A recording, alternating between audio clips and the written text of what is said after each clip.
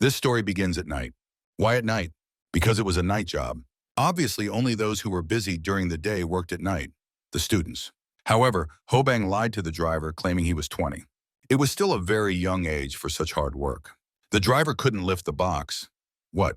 Were they putting stones in there? Hobang realized he should help. He easily lifted all the boxes at once, while the adult man couldn't even handle one. The driver's jaw nearly dropped. Yet Hobang insisted that he was perfectly fine. Meanwhile, the work was already finished, quite quickly, thanks to the teenager. He could breathe a sigh of relief that they believed him, and returned back to the store. Meanwhile, dawn was breaking. The boss was outraged that they asked Hobang about his age. But the teenager swore he lied and they believed him. He understood that he would have big problems if he got caught. The boss knew this. He hired the boy due to his circumstances but still worried. Suddenly, he noticed that Hobang had previously worn a different school uniform. He completely forgot to mention that he was already in high school now. Meanwhile, the scene shifted to public transport. Behind Hobang stood two girls discussing the boy's uniform. They were seeing it for the first time. Hobang heard everything. The girls were curious why he was taking the subway. Didn't every one of those students have a personal driver? Or had the school started accepting kids from regular families? Regular families?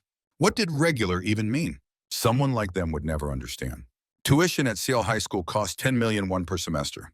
Because of this, it was often called the Chaebol High School, the largest corporations in Korea owned by one family, and most students were children of those families. So how could a boy like Ho Bang get into such a school? On the way to school, a group of boys from another institution was smoking. They wanted to skip classes to go to a computer club, but no one had money for that. Suddenly, their leader saw something interesting. That ridiculous school uniform. He recognized a student from Seoul High School. Another added that it was a school for rich kids. The leader didn't care anymore. He focused all his attention on the rich. It was already clear where this was going. The group of cool boys was in shock. They no longer believed that Ho Bang was from Seoul. Where was his money? Why was he bringing his own food? But it turned out he was just a scholarship student. Ho Bang said he was late for class, so he asked for his backpack back. The leader didn't get the money he wanted, but he had to get something else. It seemed to him that Ho Bang was too polite. The poor student found himself in the wrong place at the wrong time. They returned his backpack, albeit a bit roughly, but that wasn't all. Because the bullies still hadn't had their fun. Ho Bang immediately got punched in the stomach, after which he was hit again. The leader was annoyed that Ho Bang seemed to think he was special just because he was from Seoul. But in reality, it was clear that the bully was just angry at the whole world. Ho Bang understood what was going on too. He probably should have pretended to be scared. Seoul High School selected scholarship students from poor families every year. Ho Bang's stomach growled. He pulled out his crumpled snack from his wrinkled backpack. This year, Ho Bang was one of those lucky ones who received a scholarship. Meanwhile, the scene shifted to Seoul School itself. He arrived there, his clothes were in terrible condition. But Ho Bang himself wasn't beaten or scratched, just a bit dirty. The school itself, he didn't think there was anything special about it. Not in the school, but in the students. One student got out of a car, the driver opened the door for him, bowed, and called him young master. Young master? Another student was addressed as Miss. Miss? Ho Bang had never seen such cars. Was this some kind of auto show? Everyone looked at him strangely. He felt those gazes on him. It was a bit awkward. Now he began to doubt whether he could attend such a school. But there was no turning back. Maybe he should have washed his clothes first. Ho Bang immediately made it clear who among them was the scholarship student. The sideways glances spoke for themselves. But this topic quickly shifted to another. They were discussing some girl who was going to attend this school. The parents of their wealthy children had already instructed them to befriend this person. Everyone was discussing it, but no one mentioned names. Ho Bang, of course, was not in the loop. Was she some kind of celebrity? And at that moment she walked in. All eyes were now on her, not on Ho Bang's dirty clothes. It was the younger sister of the president of Hyesen Group, Kang Gai. Among all the students who got in, she was from a real chaebol that ranked among the top 3 Korean conglomerates. Ho Bang didn't understand what any of this meant. He wanted to find a restroom. His lunch was calling him back. Everyone was making such a fuss over her. Was she a princess? In any case, her appearance screamed wealth. To be honest, Ho Bang was incredibly envious. She didn't have to worry about money like he did. Kang Gai noticed his gaze on her and responded in kind. Suddenly, Gai's expression changed sharply. Hobang was already scared. He had had enough of confusing situations for one day. She was approaching him, and Hobang ran away, thinking she was curious about how someone like him was here. It seemed Guy was ready to speak. Everyone was shocked. Was this loser acquainted with someone like her? Hobang wished he could sink into the ground. He didn't want so much attention on himself. Gay did end up speaking to him, but she was interrupted. They announced the start of the entrance ceremony. Everyone had to take their seats. So everyone had to line up as they were arranged. A strange bald woman came on stage. She was the school principal, Ashlyn. A quiet laugh spread through the hall. Hobang was very indifferent to all of this. But he wasn't indifferent to the fact that Gay was staring at him again. How much longer? This was starting to annoy him. She didn't notice anyone but Hobang. The rest were completely gray to her. But don't switch off. I promise this story isn't about love. It's much more interesting. Meanwhile, the entrance ceremony was coming to an end. The principal bowed, and her bald head caught the spotlight. Everyone was blinded. Was she doing it on purpose? For some, it was just the perfect moment. Hobang vanished, as if he had been waiting for the right moment to escape. Everyone left the school. There were no classes that day. Gay was searching for Hobang with her eyes. But everything was gray. She saw no one. What a pity. But they would meet again, right? Just then, someone called her. She didn't think it was Hobang. The voice was familiar. A beautiful, tall, and stylish girl came to pick her up. It was her older sister. She was asking how school was, but Gay said the students were just gloomy. It wasn't very interesting to listen to, but there was something. Gay asked her to find out about one person. Honestly, this isn't a dumb love story. However, her sister also decided she liked someone. Meanwhile, the scene shifted to residential buildings, regular neighborhoods. Hobang wanted to sign up for a part-time job, handing out flyers. He was calling from a landline. He got accepted, so Hobang was happy. Gay was watching him from a car. Here's where it gets interesting. Two girls were strolling down the street together. Suddenly, someone in a pink costume abruptly shoved a flyer at her. Guess who was in the bear costume? Just a cutie. Exhausted, Hobang finally took off that stuffy costume. This was his second part-time job. He earned $20,001 for it, about $15. However, Hobang was satisfied with this. His singing testified to that. He was so happy that he didn't even notice he was being watched. Meanwhile, the scene shifted back to school. A week had passed since Hobang started studying there, and no one had spoken to him. Was he a recluse, or were they just ignoring him? Overall, he was fine with this. Hobang was tired from night shifts and handing out flyers. He hoped he could continue studying peacefully at this school, so he would have the chance to sleep between classes during lunch to work at night. But his plans were just ruined. Two classmates came over. In a week, they hadn't even remembered his name, Hobang or Obang. They wanted to find out about the scholarship that was being paid to him. They learned that the conditions for the scholarship were basic means for survival. Their tiny brains managed to analyze that this meant the state was paying Hobang, and he went to school for free and received everything for free. Was he really a beggar? They decided that his scholarship was funded by the payments of others. Hobang realized this was a transition from ignorance to bullying. But he decided not to stay silent and asked what they meant. A classmate handed him $50,001 and said to buy some bread. After all, Hobang studied for free, but he had to pay for food. The classmate said he wasn't that bad and laughed, allowing him to keep the change. The events shifted to the store. Hobang held the bread in his hands. Now this place resembled a school for the wealthy, but he was even glad for such an errand. Isn't it wonderful? He even had 47,001 left. Suddenly he was called. It was her, Gay. They hadn't seen each other all week. But how did she know his name then? And what about the bread in his hands? Meanwhile, the two boys were discussing their actions with Hobang. For some reason, they found it amusing to send a classmate for bread. He compared Hobang to a dog wagging its tail when they said he could keep the change. Gay overheard all of this, and then she abruptly entered the classroom. Everyone, as always, stared at her. The two boys could hardly wait to think of something else very funny. But their plans fell through if only they could see their faces. Gay took the bread from Hobang and asked whom it should be given to. Everyone was silent but looked at the culprits, which gave them away. Gay approached them, and out of fear, they even began to stutter. She ignored all their questions and asked if the blonde girl had ordered it. Our little girl began to sweat down her face. Gay wanted to find out if they had called Hobang a beggar. The boys regretted this a million times. Gay asked if they would give her money too, if they had so much.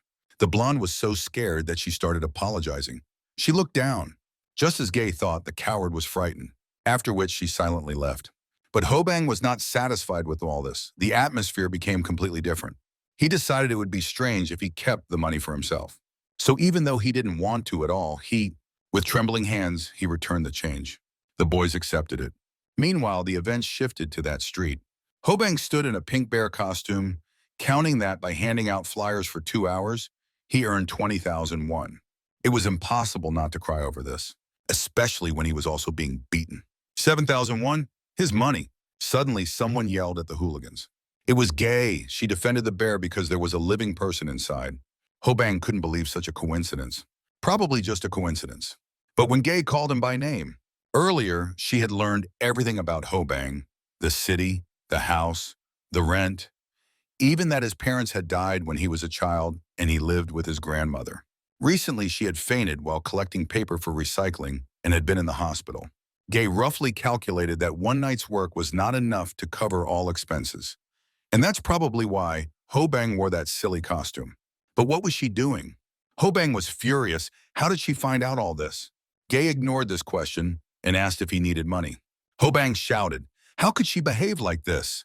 Gay ignored that too, offering to eat tteokbokki with her for 100,000 won. Why are you looking like that? Would you resist such an amount? Hobang didn't understand what was wrong with Gay. But the rich have their quirks. Gay noticed that look on her. She said everything was written on Hobang's face. He thought she was strange. But she liked his honesty. Gay offered to take something else if he didn't like it.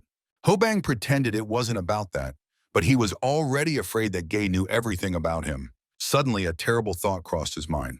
It couldn't be. She fell in love with a handsome guy like Hobang. Gay addressed him by his full name. She was definitely confessing her love. She asked if she could ask Hobang for a favor. What kind of favor? Gay promised to pay, again. Could he resist? He needed the money very badly, not just for himself, but for his grandmother. Meanwhile, it was already getting dark. Gay still hadn't told him about the favor, and it was time for Hobang to go. She kept the intrigue, but said just a little longer. And at that moment, it happened. A man came to the grandmother's place where they were eating. She said she would prepare everything for the next week. But the man didn't like that. He started yelling and throwing chairs. It turned out that the grandmother owed money at a high interest rate, but couldn't pay it back. And the man didn't care. He was one of those who came to debtors and crippled them. Hobang began to guess what kind of favor Gay was talking about, and he understood everything correctly. She would pay, and Hobang had to get rid of that man. It seemed there was no sense in this, but I assure you, you will understand everything ahead. Hobang was furious. And how was Gay different from those classmates? Pretending to be nice all day just to ask for something like that? She was just a hypocrite who solved everything with money. Gay ignored everything and raised the stakes to 1 million won. Well, what are you judging again? That's $750. Hobang arrived just in time. The grandmother was in danger. A brief conversation passed between the man and the student, revealing that this grandmother was not related to Hobang, and therefore the collector didn't understand what was required of him. To be honest, he didn't know the answer to that question either, as he didn't have time to think before his body reacted on its own. 1 million won. The man was not one to solve problems without brute force, so Hobang immediately received a slap. Little brat! Didn't he see that adults were working here? But the man was very mistaken if he thought it would be that easy to get rid of Hobang. He couldn't believe his eyes. There wasn't even a scratch on the boy. He asked the man to leave the grandmother alone. The man could no longer hold back, so he continued to solve problems the way he knew how, with his fists. This time, Hobang took a beating. Several times. Hobang didn't even dodge. Yeah, Gay was even disappointed for a moment. Well, finally, this time, Hobang had to understand for sure. He lay there powerless. The grandmother was worried about him. She wanted to go to Hobang, but the man grabbed her by the neck like a cat, and then threw her away like trash. The man was now even angrier at her because he thought she had brought Hobang. Suddenly, Hobang got up again. He didn't have a single scratch on him. He said the man was an adult and should behave accordingly. That was the last straw. It seemed Hobang really wanted to go to the other world. He hit the student in the stomach with all his might if he wanted the man to behave like an adult. Then he had to get up. Now Hobang would give him a few personal lessons. 1 million. The man didn't hear. Hobang shouted louder about 1 million won. The student knew exactly which strings to pull. Even Gay became curious. Hobang broke into a self-satisfied smile. 1,000,001, money solved everything. However, for some reason this had the opposite effect. The man lunged at him with his fists again. Hobang just stood there waiting for another punch from this gentleman. Gay expected that the classmate would show this scoundrel. But no, this idiot got hit again. She regretted a million times that she got involved with such a fool. Hobang couldn't even stand up for himself properly. The man blamed the student for provoking him. Truly a very adult position. But the worst part was that he blamed the grandmother for bringing this idiot. Hobang got up again. He asked the man to finally stop. However, he couldn't understand why the man, having beaten this teenager well, why did he get up every time? Hobang told the scoundrel that he had already poured out all his anger, so he could leave the grandmother alone. But all his pleas were in vain. Such stupidity was starting to irritate Hobang, but it seemed the man had found a new breath. He began to feel insecure that he couldn't beat an ordinary teenager, so he kept hitting Hobang without stopping. Well, this time there had to be a result. He had to knock Hobang out. After all, he was just a child. But the student got up again. It seemed he didn't care at all.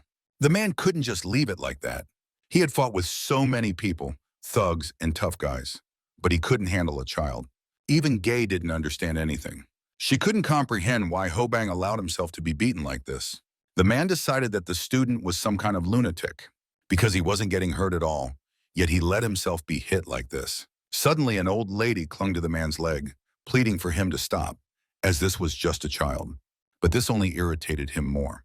He had no conscience at all, so he was about to hit the old lady too. But something went wrong. He didn't even understand what had happened. Before he could blink, he was already thrown back several meters. Everyone was shocked, even Gay. The man landed painfully on his back. He simply couldn't believe it. A child had beaten him? Hobang approached to ask if the uncle was okay.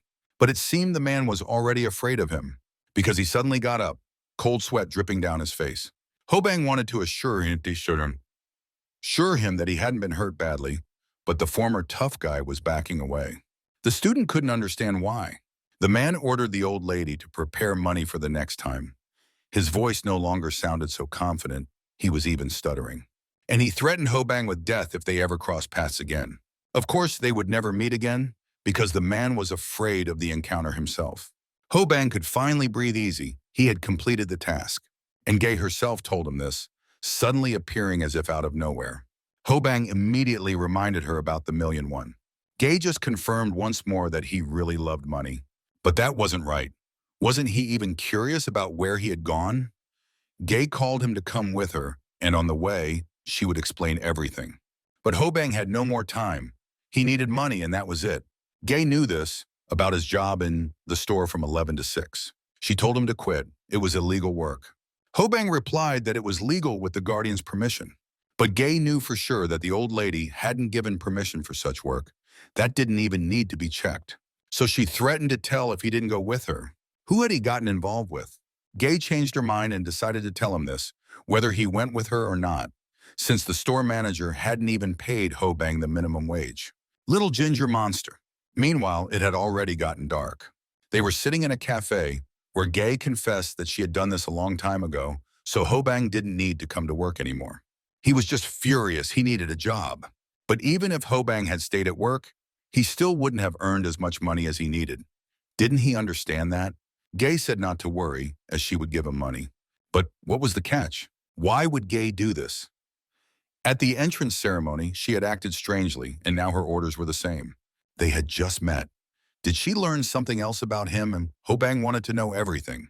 Gay timidly said he didn't need to hide this from her. But what did she mean? Gay said that Hobang was different from others and knew it himself. But the boy didn't understand anything at all. Gay said that Hobang was like her and had a superpower. What the hell? They sat in silence for a while. Then Hobang decided to speak. He asked if Gay had hit her head as a child. By the way, about her childhood. Her mother had told her back then that when the time came, Gay would take her mother's eyes. The girl hadn't understood this at the time, but her mother said it had been the same for her once. She had gotten her eyes from her father, and now her mother was giving them to her daughter. It was natural. This was what parents passed on to their children, and the mother promised to try to pass it on as late as possible. After all, the world she saw with those eyes wasn't so beautiful. Gay suddenly asked, what exactly had her mother seen? She wanted to know the difference between what her mother saw and what she did. The specifics. Finally, something interesting was starting. Gay said that her eyes saw special people, like Ho Bang. Special people had abilities beyond human limits. For example, the ability to throw a person high into the air. And her ability was to see the color of those like Ho Bang. In her eyes, everything except that was gray. And she noticed that Ho Bang wasn't just strong, he had been beaten, but there wasn't a scratch on him. She was exaggerating. The teenager considered himself just a bit stronger than others. And Gay didn't understand why Ho Bang let himself be beaten, as he had been in control from the very beginning. The answer was very simple and naive. Ho Bang was worried that the person could get hurt, so he decided to put himself in harm's way. It was better than someone else getting hurt. Everything would be fine with Ho Bang anyway. Gay said she had been looking for someone like him for a long time, and finding someone with enough self-control was much harder than just finding someone strong. She asked about Ho Bang's parents. The teenager didn't understand anything. Who was this story about Gay's mom for then? She had to explain again. She asked from whom Ho Bang had inherited this ability. You won't believe it. He still didn't get it. Gay was in shock for two reasons. First, could Ho Bang really be that stupid? Second, could he have inherited this ability without even knowing it? After all, he should have inherited his ability from his parents. Suddenly, many memories came before Ho Bang's eyes, but they weren't the kind he wanted to share. So Ho Bang simply stood up and left. His mood was completely ruined. He said he had had enough of this madness. Gay didn't like this. They hadn't finished yet. But Ho Bang had nothing more to say. He asked for the money tomorrow. She was rich. Gay was in shock. Was that just a condemnation directed at her? Ho Bang was in a hurry because he lost his job because of someone and advised Gay to read fewer comics. What? It was as if he was running away from her. As he went down, Ho Bang brushed past Gay's sister. She realized that the conversation had gone poorly, so she turned back to her sister. Gay was upset because they hadn't even gotten to the heart of the matter. The sister didn't believe that Ho Bang hadn't guessed about his superpower, knowing he could launch a person into the air. Something was off here, something was wrong with him. But still, the question remained, what was wrong with Gay? Did people always believe her right away? Whether Ho Bang acknowledged his strength or not, he still remained superhuman. The sister reminded her that Gay's ability wasn't just about what she saw. Had she forgotten what information they had found about Ho Bang? Meanwhile, the boy stood by his workplace. He lowered his head in guilt and asked to come back. But the boss didn't want to hear any apologies, as he would simply be fined. Ho Bang's entry into the store was forever closed from now on. But that still wasn't all. The teenager asked to return everything he had earned this month. The boss was simply furious at such audacity. But he still returned those coins to Ho Bang, as he knew how much he needed the money. I shouldn't say this, but in reality, the teenager always knew that his body was different from others. But if what Gay said was true, then he most likely inherited it from his mother. She wasn't present, but still made him recall those memories once more. It reminded Ho Bang of that painful night. The apartment building caught fire. Some managed to escape, but one man tried to walk straight into the flames even though they were stopping him. He shouted the names of the boy and his beloved. It was Ho Bang's father. Meanwhile, more apartments were catching fire. The firefighters were about to leave as they risked burning themselves. Suddenly, one partner heard a voice. He definitely hadn't imagined it. And so the firefighter ran straight into the flames. In doing so, he saved a little child. But that wasn't the end of the story, because the firefighter heard another woman's voice. Someone was still inside. That child turned out to be Ho Bang, and he was pulled out completely intact, not even harmed. And it was from that day that everything began. Ho Bang's father was beside him. He calmly waited for his son to wake up. But why then was he not with his wife? Ho Bang, of course, wanted to know what had happened and why he was lying there. However, Dad didn't know how to respond. He said he would do it later. But the son understood everything himself. He asked where Mom was. For a second, everything fell silent. The whole world hushed. And then a tear rolled down the father's cheek. Ho Bang's heart raced wildly. He suddenly felt very scared. The father asked the little child what he should do now, tears flowing like a river. Now the son felt even more frightened. The events shifted to a service room. You know, it was such a place where only the patient monitor could be heard. The only proof that the patient was still alive.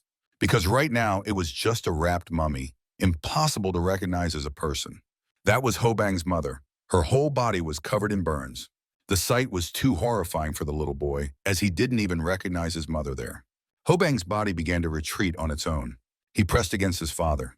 Dad said that the mother had been searching for her son all this time. This meant that Hobang couldn't leave. In his mind, he understood that it was his mother in front of him, but his eyes saw something else. The poor boy couldn't handle it, so he screamed very loudly. After which, he ran out of the room, still shouting. Hobang was just a child and completely didn't understand what he was doing. He only knew that this woman was not his mother. Hobang didn't want to hurt his parents, but he did. Then he should have bited his mother by the hand, and the adult Hobang understood that. Wait, a superhuman? Hobang didn't even notice how he crumpled the coins in his hand. He didn't even put in any special effort. He wasn't a superhuman. He was just trash. The scene shifted to the hospital. Hobang arrived, and there was undisguised surprise on his face. The administrator told him that all the bills had already been paid. It was all very strange, but Hobang had a hunch about what was going on. He decided to visit his grandmother, as always. And there, his suspicions were confirmed. After all, he wasn't the only one visiting his grandmother this time. Gay was with him. Should I even mention that Hobang was furious? What right did she have to barge into his family like that? And to have the audacity to pretend that nothing had happened? They stepped outside to talk. Hobang had many questions for Gay. Her behavior was already frightening. She knew too much about him. Hobang confessed that he was a superhuman, but that had nothing to do with Gay. Suddenly, she began to tell him that Grandma was very proud of her grandson, that he got into a prestigious school on a scholarship and had never upset her in his childhood. Gay even felt a bit jealous. Grandma talked about Hobang all the time, but he was jealous of his classmate in every other way. Suddenly, Gay said that her parents were killed. How could he not have heard about the assassination of President Hisan? It was a big deal where 19 people were killed, but it remained unsolved. No one was caught. On the day Gay's parents were killed, the little girl was there and saw everything with her own eyes. What could be worse? And that man, suddenly the mother stopped twitching. Silence fell in the room. And then her eyes returned to their normal color. But Gay's eyes, that man was the first one little Gay saw with those eyes. A superhuman. That day, Gay's world changed completely, and she clearly understood that superhumans and her abilities were involved. So this situation could happen again. That's why she needed someone like Hobang, someone with equal powers. Of course, he didn't really want to get involved in something that involved the deaths of other people. But Gay knew how to persuade him. She told him about a specialized hospital with care for the elderly that was in their company. Hobang didn't have to worry about money. Gay promised to take care of everything. And he no longer needed a side job because she promised that Hobang wouldn't need anything else. Gay said she wasn't pressuring him, but in her opinion, that was enough to agree. For a moment, everyone fell silent.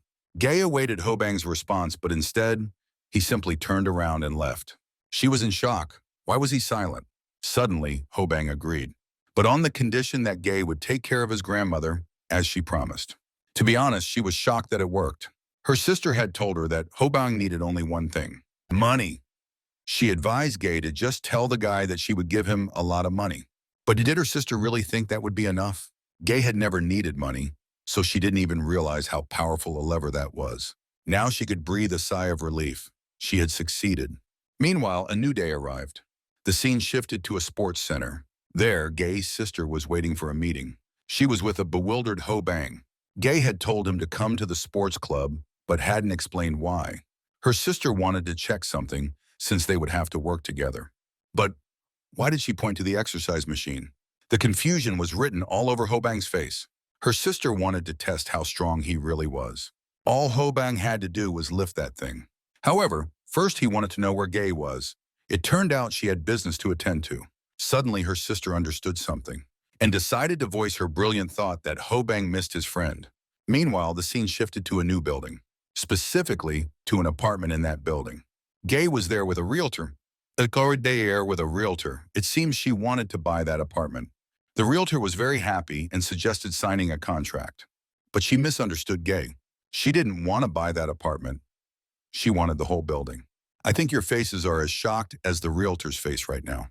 Meanwhile, her sister was smoking and watching Hobang's abilities. Suddenly, her cigarette fell from her mouth because that idiot easily lifted the heaviest barbell with one hand. Honestly, she couldn't even believe what she was seeing. Hobang put down the barbell and decided to ask if her sister even had a name. She extended her hand to him. and introduced herself. Her name was Zhang Shidao. She said she was a bit different from Hobang, but was also a superhuman. Meanwhile, it had already gotten dark, but they were still at the sports club. Hobang was reading something.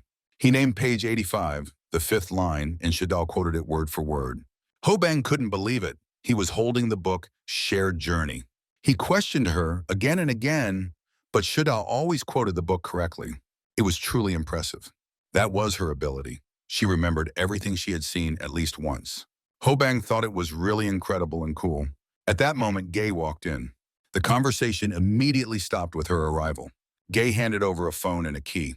She noticed that Hobang didn't have a mobile device, so she bought him one. And without drawing attention, she mentioned the key to the house, asking him not to lose it. She justified it by saying that Hobang's house was far away, so she bought the house too. He listened to all of this with a serious expression. Suddenly, his expression changed sharply. What? Meanwhile, a week passed. A lot had changed drastically.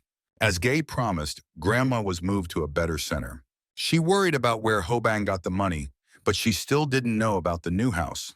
And also, Hobang got a phone for the first time in his life. But that wasn't the most surprising thing. He had his own house. Outside, Gay was standing and quickly and angrily typing something. Shi Dao was the first to notice that Hobang had come out. Gay was furious and immediately shared her outrage that he was late by a whole minute. And one more novelty during this time, the more Hobang received, the more anxious he became. Nothing in the world came for free. Everything had a price. The scene shifted to school, almost a typical day for an almost typical student. And by the way, the quiet school life had also changed. Finally, the lesson ended. Everyone could go to lunch, but not Hobang. He was called by Guy, who was already gathering all the attention. And now Hobang was getting it too, even though he never asked for it. Gay came to get him to eat together right in front of everyone. Should I even mention how embarrassed Hobang was? And should I mention that everyone called them a couple at school? Gay got the nickname Princess, and Hobang was called Beggar. The scene shifted to the cafeteria. Hobang noticed that Gay was eating this time without rice. This phrase was just to start a conversation while everyone stared at them and made their guesses. In fact, Hobang wanted to clarify something. He had only been receiving all the time but had given nothing in return. However, Gay didn't understand what was wrong with that. But it seemed that something still needed to be explained to this fool. She had already told him that Hobang had to do something when the time came. And when the time came, the boy wouldn't have to worry because Gay would make him finish the job, even if he didn't like it. While the two were talking, someone passed by, gathering just as many looks as Gay. It was some guy with blue hair, and he was heading straight for Kang Guy. And let's just say she was not very happy about this meeting. An old acquaintance wanted to join them for lunch. The whole cafeteria suddenly filled with the noise of gossip. Hyun-soo from 8, an idol from a group. It turned out he studied at the same school but didn't attend classes due to a tight schedule. Gay said she didn't care. So this Hyun-soo sat down. Hobang had no idea who this guy was, but he didn't like all the attention. It seemed Gay spent a lot of time with Hyun-soo. And the idol had heard about Hobang, who was called Princess and Beggar, and he agreed with that. He was sure that Kang Gay would be better suited to someone like him. But before he could say a word, Gay loudly banged her chopsticks on the table and said that she smelled something bad. It turned out that it was all about Hyun-soo's perfume. It ruined Gay's appetite. So she stood up and ordered Hobang to follow her. They would eat somewhere else. What else could he do? The bewildered Hyun-soo watched them leave. No one had ever humiliated him like that, but he accepted the rules of this game. Hobang noticed that Gay's character was not sweet. She was some kind of celebrity and she treated him like that. However, she didn't understand what was wrong with saying that a person smelled. But the problem was that Gay didn't realize it was bad because if someone said that to her, she would be offended. To be honest, Gay didn't even understand why she should care at all. A heavy pause hung in the air. Then Gay turned and said that Hobang needed to do something. There was tension in her voice. Hyun-soo watched all of this unfold. He was far enough away, so he couldn't hear what they were saying, but he was incredibly jealous. And it irritated him. Meanwhile, it had already grown dark. The scene shifted to a karaoke bar. Somewhere in one of the booths, there was quite a romantic vibe. At that moment, the door swung open. The bouncers were already on alert, wondering who dared to enter so brazenly. Dressed all in black, with a covered face, the bouncers even had to stand up to figure out who this reckless daredevil was. However, the conversation with these brutes was short. They didn't expect this stranger to use the same methods of conversation. His partner was even taken aback. So he didn't react in time to realize he would be the next victim. The bouncer received a knee to the chin. The boss, whom these brutes were supposed to protect, was in shock. He simply asked why a fight had to break out so quickly. It was Hyun-soo, and he said the bouncers started it. It was just self-defense. By the way, they were starting to come to their senses. The boss ordered them to step outside for a moment. Hyun-soo cast a sidelong glance. He looked at the girls, but his friend said they wouldn't bother them, and added that in any case, those girls wouldn't even remember anything. The friend immediately noticed that Hyun-soo was in a bad mood, and quickly realized it was because of a girl. Unfortunately, the brother couldn't help Hyun-soo with anything. Although, there was one thing the brother could handle. Why didn't Gae irritate Ho-bang? The bouncers were waiting outside the door. Hyun-soo asked who they were. It turned out that Kyung-sok had been in an accident and couldn't be there for a while, so he sent his juniors. He had sent schoolboys. Judging by their uniforms, they were from Jejeon High School, a terrible place. Hyun-soo asked Kyung-sok to better prepare his students, after which a pause ensued, a tense silence. Then he turned to his brother. Hyun-soo asked if he could use the services of those girls. Meanwhile, someone was having tea between some man and Shadal. She wanted to sponsor this man's athlete on the condition that he would secretly train one person, and the entire gym had to be used only by his athlete and the mysterious person. In reality, Shadal wanted the gym to be exclusively for her person, but she relented. The man was outraged, as such a request was already audacity. His pride wouldn't even allow it, as training an ordinary person instead of an athlete. But Shadal knew what arguments to present to satisfy his pride. At first, the man resisted and pretended it was beneath him. Shadal simply waited. She knew what she was doing. The coach gulped, after which he shook Shadal's hand. Money solved everything. Meanwhile, that athlete was training in the gym. He was alone. Han Jae-on was called. The coach came with someone else. Jae-yoon entered the gym alone. They hadn't arranged a meeting. The topic quickly shifted to Ho-bang, whom the athlete hadn't expected to see. It was quite awkward. Meanwhile, the event shifted to the day before, where Ga said that Ho-bang needed to learn boxing. She said the guy didn't know how to fight. Yeah, Ho-bang felt hurt, but he had no way to argue. After all, he usually just endured when he was hit because he didn't feel pain, until his opponent got tired. Gae explained that the people Ho-bang would deal with weren't simple. They were superhumans like him. The coach explained to Jae-un that now he would be training with Ho-bang. It was hard to explain that he wasn't an athlete, but just an ordinary amateur who needed to be taught. For Jae-un, it was hard to realize that the amateur would be trained by the director himself. After all, he didn't look like someone who loved to engage in sports. The director wondered where to start and asked if Ho-bang had any experience with sports. But he had no such experience. After a brief conversation, the director realized that Ho-bang had never engaged in sports at all. Jae-un understood that the coach didn't know the newcomer well and suggested conducting a test on Ho-bang's level. The director got angry. The athlete shouldn't use his skills on such amateurs. However, he didn't take into account that there was no one else in the gym and Jae-un needed someone to train with. I shouldn't say this, but Jae-un also wanted to show the newbie who was in charge here. So they prepared for battle. Jae-un promised to go easy on Ho-bang, just to check his level. He added fuel to the fire by saying that many of his opponents couldn't handle it and ran away. The director then told Shidao that even he couldn't teach them anything because they just ran away. But she promised that she wouldn't withdraw her sponsorship and take the money, even if that happened. It was the fault of those who couldn't handle it, not the director. And to be honest, he hoped for that. It would be better if Jae-un gave the newbie a few lessons. But he was still worried and asked the athlete not to kill Ho-bang. Jae-un didn't want to scare the newbie and asked him to start first. But Ho-bang was simply in shock as he didn't know what to do. Jae-un was shocked once again that his opponent was so far removed from sports. Interesting. What a strange stance. Ho-bang asked if he could attack. There was a pause, after which Ho-bang's fist appeared before Jae-un's face. However, he was indeed a good athlete and dodged the blow. Ho-bang, to be honest, didn't expect that at all. He simply fell to the floor. Jae-un even felt embarrassed. Ho-bang apologized, saying his body had overwhelmed him. Jae-un was shocked that his opponent was so unskilled and wanted to find support in the director. But he understood it was now his turn. Ho-bang was ready for this.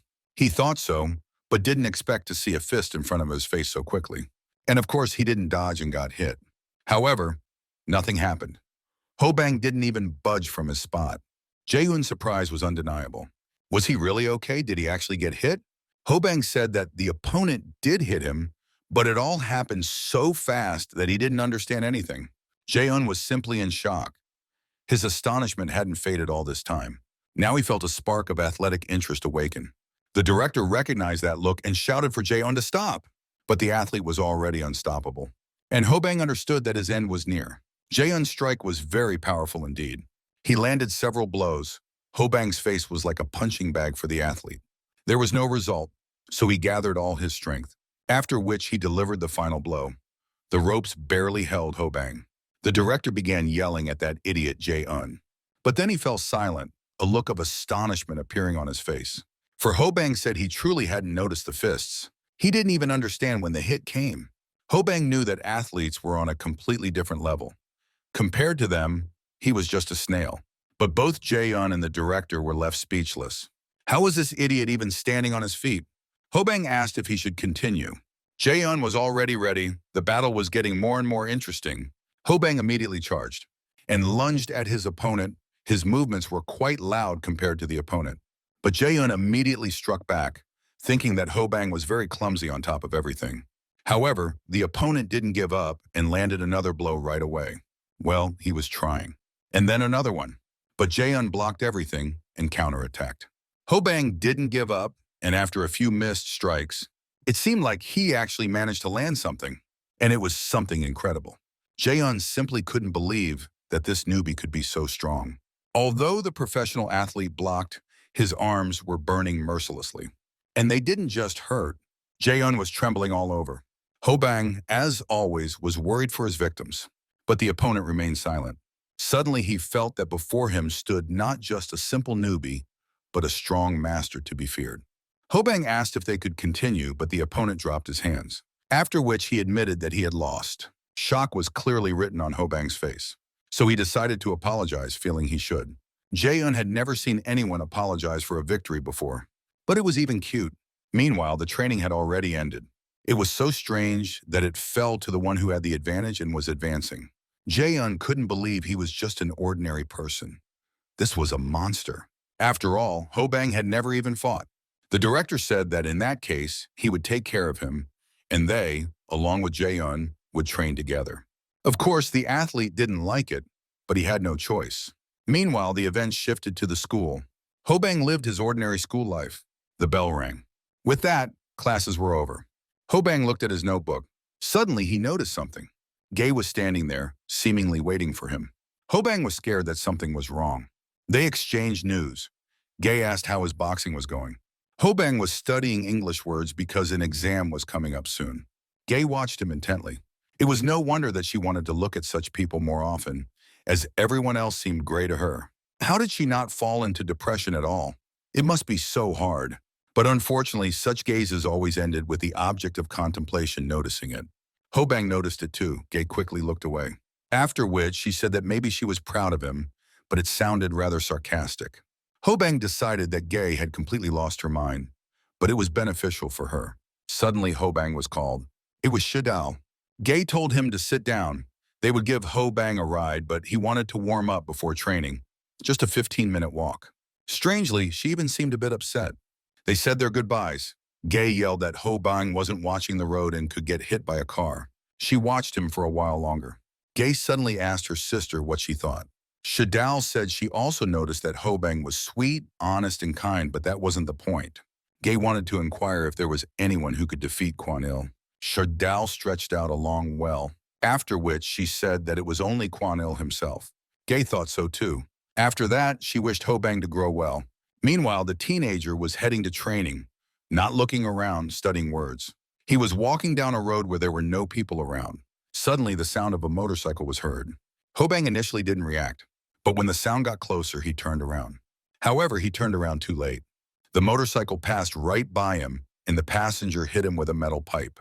Hobang was so caught off guard that he flew back hard and hit his face on the asphalt. For a while, he lay there unconscious. The driver asked if his partner was sure there were no cameras here. Then they realized that Hobang could be dead. So the guys decided to flee quickly before anyone arrived, especially since the sight was not the most pleasant. Hobang lay there unconscious all alone. At first glance, it seemed that he was fine. In reality, he was unharmed. But in recent times, the boy clearly understood that it was better to pretend to be dead in such moments. Meanwhile, the events shifted to another building, and there filming was taking place. That idol was filming, and not alone. The director called for a break. Hyunsu received a notification on his phone. His brother wrote to him saying he was worried about that boy.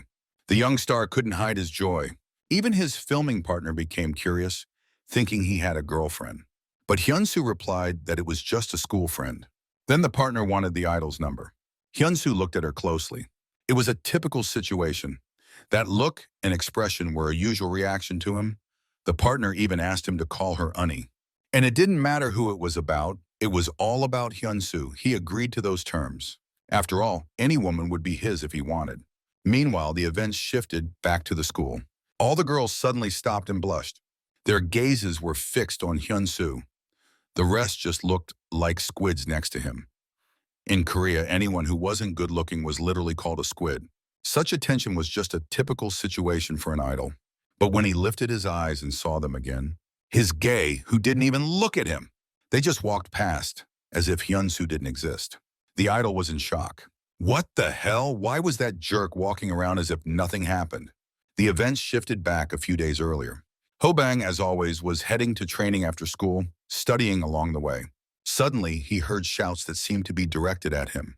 In front of them was a group of bikers who didn't exude warm relationships. One of them stretched out that familiar bat and said that it was because of Hobang that they were all in trouble. They advised him not to move, then it would all end quickly. Otherwise, they would smash his head. And they threatened that Hobang would die if he wasn't lucky. The teenager just stood there in shock, silent. He couldn't think of anything better than to ask who they were. The masked boy ordered him to shut up and let them kill Hobang. This time he dodged. This only enraged the attacker more. But while he was talking, Hobang simply ran away. The gang gathered to chase after him. It looked like subway surfers from the outside, to be honest. Hobang showed fear and tried to figure out who these people were and what they wanted. The masked boy said he didn't need to know that. They were just going to break something of his. Real psychos. Two of the thugs rode on a motorcycle. Hobang understood what they were planning to do. It had happened before. So he skillfully dodged again. Suddenly, memories flooded back. And he recalled that situation when he was hit at the same spot. It was those same guys, yes. Hobang just remembered that now. And he asked the thugs if it was them from that time. Exactly, and if Hobang had gone to the hospital back then, they wouldn't have to chase him now. Suddenly, the teenager realized that this masked guy knew him. However, this only made him angrier. Bosh him. He swung the bat. Hobang blocked it and didn't even flinch. Suddenly, another danger. Hobang blocked again. As always, he wasn't in a hurry to counterattack. He just waited for the attackers to get tired of it or lose interest. They struck at various places, even in those where Hobang didn't block. But each time, they were surprised that this jerk didn't feel pain. At some point, it seemed they began to suspect something. But they continued to hit him anyway, as their number of chromosomes wasn't capable of analysis. At one moment, Hobang himself got tired of it. He stopped the bat with his own strike. This time, even those jerks felt the difference. Hobang spoke calmly and asked if it was dangerous. After all, if he got hit by something like that, then a broken limb wouldn't be the end of it. He could even die. During the conversation, those idiots didn't even notice Shudal's presence. She calmly greeted them. Shudal said that Hobang's movements were strange, so she came. And she didn't think they were just local thugs. Then who were they? The robbers, to be honest, were scared of the witness. Shudal ignored them. She said she had been watching for a bit and asked if Hobang wanted to be beaten again. He fell silent, as if he was embarrassed. Shudal continued that Hobang had already had a sparring match, and she and Gay knew he was good. So he didn't need to worry about that. She also added that there wasn't much difference between being good and being foolish. Shudal said that these guys weren't weaklings, so she ordered that idiot to fight.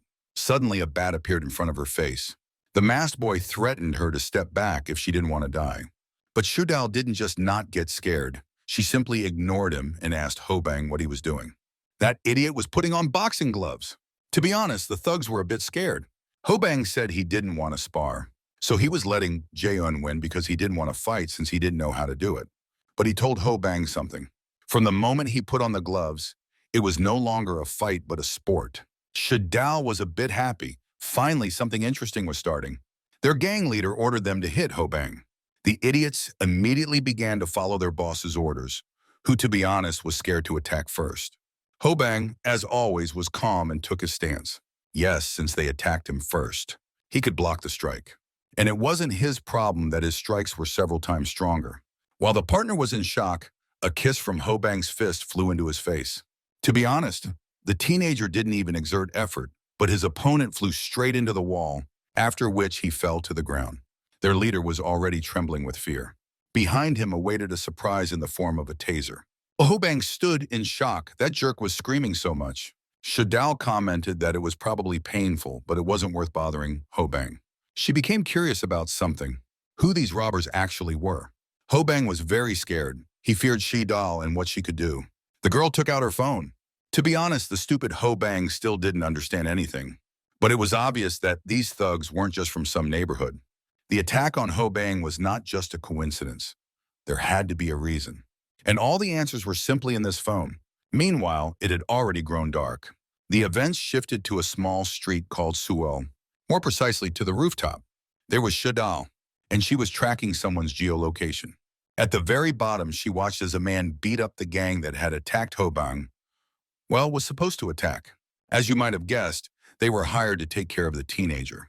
Hyunsu was also standing nearby. He said enough, as it was disgusting to watch, especially since they were not at fault. The guy was in shock. He even asked for clarification. Suddenly, a sneaker flew into his face. Hyunsu hit the man. He justified it by saying it was his fault, so he deserved punishment. Makes sense, right? Shadao heard all these words and conversations perfectly through her earpiece. After a few punches to the face, the man said he understood everything. After that, Hyunsu gave them a week to choose. Either they break Hobang or he breaks them. A choice without a choice. All in Hyunsu's style. Intimidation, manipulation, power. But how long would it last? Now it was time to scold the gang. Their boss said he wasn't afraid of Hyunsu, but of the one standing behind him. The gang asked who that was, but the boss had enough sense not to reveal it. Shadi understood that she wouldn't hear anything interesting from here on. Meanwhile, a new day had arrived. Shudao told Gae everything about her classmate Hyunsu and the attack on Hobang. But the younger sister didn't even know who he was. How could that be possible? They were celebrities who attended the same school and had even talked together 21 days ago. Yet Gae truly didn't remember. Shidao forgot that these worthless people had ordinary memories. She told her about Park Hyunsu, the youngest member of the idol group ATM. The most popular group of their time, and Hyunsu was such a star there that he was not even compared to the other members. A diamond with a stunning face and an equally stunning voice and body, he entered school with an honest, charming face and excellent grades. Was he a fraud? They said he was the director's nephew, which is why he was promoted more heavily. Gae just listened while Shae Dao fumed over her worthless memory. However, the younger sister now understood even less why such talent would treat Hobang that way. But that wasn't the issue. The illusion of pride in Park Hyun-soo was in fact his madness. The events shifted to a house. Someone rang the doorbell and the door opened. A very exhausted girl peeked out and asked in a frightened voice who it was. There stood Shi Dao, asking if this was Kim Yona. A week ago, she had met with Hyun-soo, so claimed the older sister. After that, Kim Yona abruptly shut the door. But Shi Dao was ready for this. She blocked the door with her foot. This, of course, scared her. But Shi Dao had something up her sleeve. She told Yona that she knew something and could help. After all, she knew about her meeting with Hyun-soo a week ago and what happened that day. The news reported that the famous actress Yona was leaving the screen due to health issues. How could this even happen? Then the door opened again. There stood Kim Yona, all in tears, asking if they would really help her. Meanwhile, the events shifted back a week. There, Hyun-soo and Kim Yona indeed met at night. When the girl asked where they had been, the idol simply said they stood out too much, so it was better not to be outside, as there was no one inside at all. Yona decided he was trying to intrigue her, but how wrong she was. However, Hyun-soo also made a huge mistake that day. Such a mistake could cost him his career. They went to karaoke. Yona said she was very touched that Hyun-soo rented the whole place just to be with her. And at that moment, the door opened and someone walked in. Yona got scared. She felt some danger even then. A simple guy walked in, yawned, and apologized for being late. Yona began to fume and shout that this idiot had entered the wrong room. But Hyunsu said he had been waiting for a friend. The guy recognized Kim Yona. He said she was much cuter in real life than on TV. And very appetizing too. Hyunsu suddenly asked. Did Yona really think he would go on a date with her? After all, she was gray and boring. Did she think they were on the same level? But since she was there, she should enjoy herself. Hyunsu said it would be good for her too.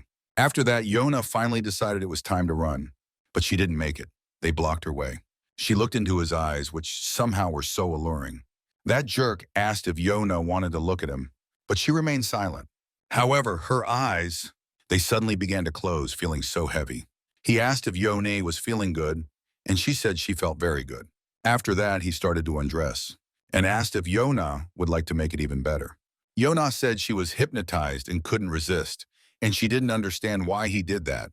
The video filmed then was sold only to VIP clients for a very high price. But now similar information had been confirmed about other celebrities. The ability, this guy, he used a superpower. Gay knew for sure and couldn't be mistaken. The younger sister was so furious, and she swore she would do something to that jerk. Shudal didn't understand one thing. What did he need all this for? He had everything he wanted. She didn't think Hyunsu was normal, as a normal person wouldn't like Gay. In any case, if this idol invited Gay, then it was their chance. They could get into their hideout. And there they would find him, that guy in the mask. Gay thought for just a second, then immediately agreed. She ordered Hobang to free up time for tomorrow. They would take advantage of it. That's why they came together. Hyunsu was in shock and a bit nervous. Just like on a first date, it seemed Gay really liked him. Hobang greeted him, and so they gathered. The guy who was attacked, his hostess, and the instigator of the attack. Is this really normal? The answer is obvious. No. Hyunsu didn't know what Gay liked, but he heard the food here was good. He acted like a little puppy, even stuttering. Gay said she preferred tteokbokki, and Hobang supported the idol, saying he liked everything. After which, he took a big bite of meat. That's Hobang for you. Nothing would change him. Gay offered him her portion, of course, and this idiot didn't refuse. Hyunsu felt like a complete fool. But the way these two interacted, jealousy was killing him. Hyunsu said he would step out for a bit. Meanwhile, someone was playing on the computer, completely naked. That ugly haircut. By the way, he was still playing here, not what you might think. Yes, it was him, that superhuman who assaulted girls. By the way, he was still playing here, not what you might think. At that moment, Hyunsu called him. Although his brother thought he was on a date, but what the hell kind of date was this? Yet Hyunsu himself said he met the one, and now he was whining, although that was in his style. When the idol told everything, his brother couldn't hold back and laughed until he cried.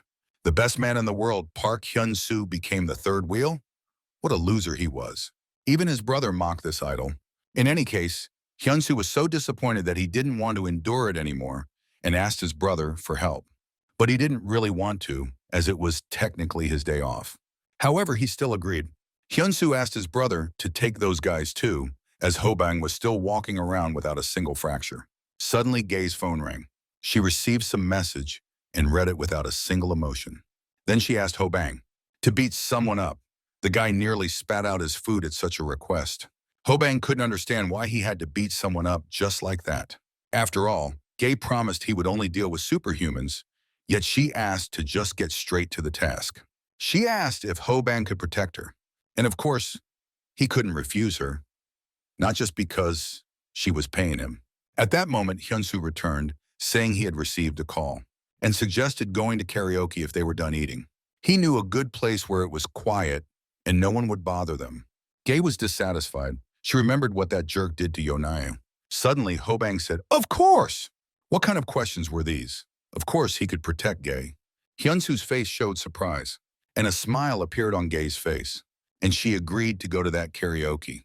The area where it was located had been closed off because many people had gone missing here, and there weren't many passers-by on the streets.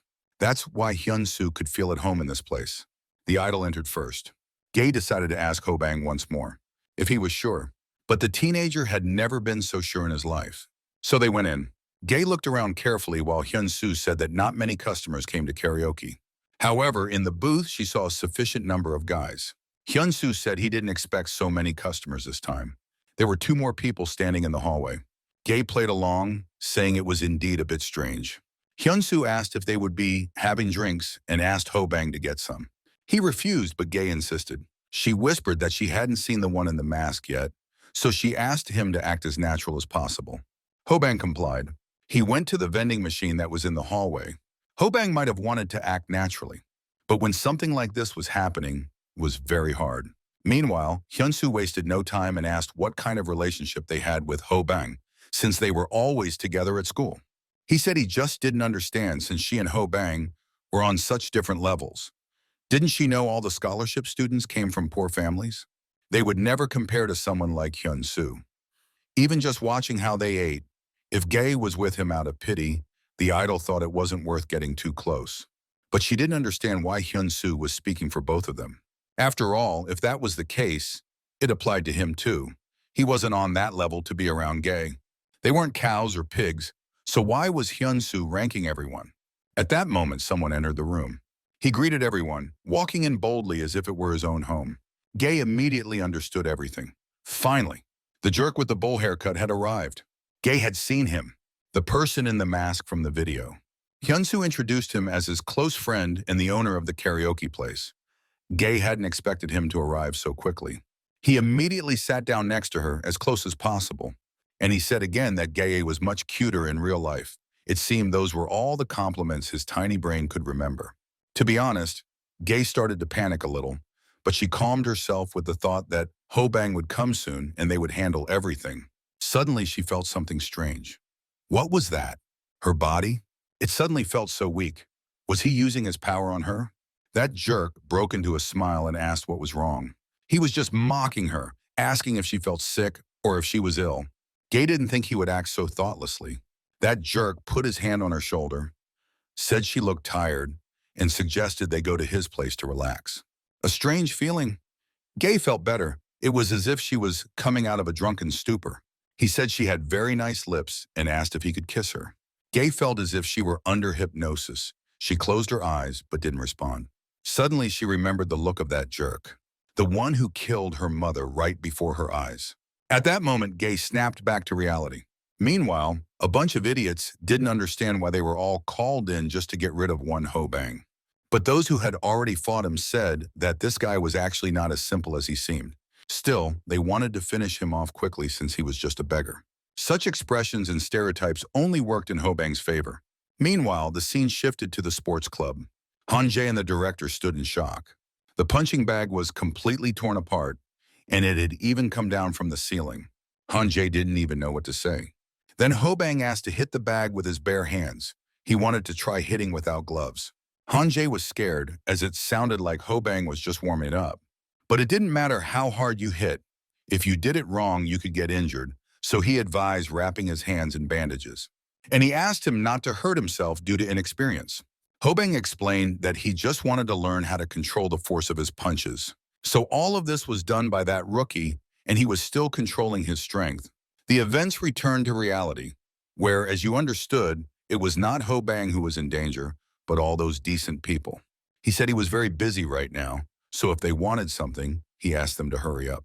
Some decided that Hobang was clearly slow-witted, but the teenager just went back to the room if they didn't want anything. That confidence left them in a daze.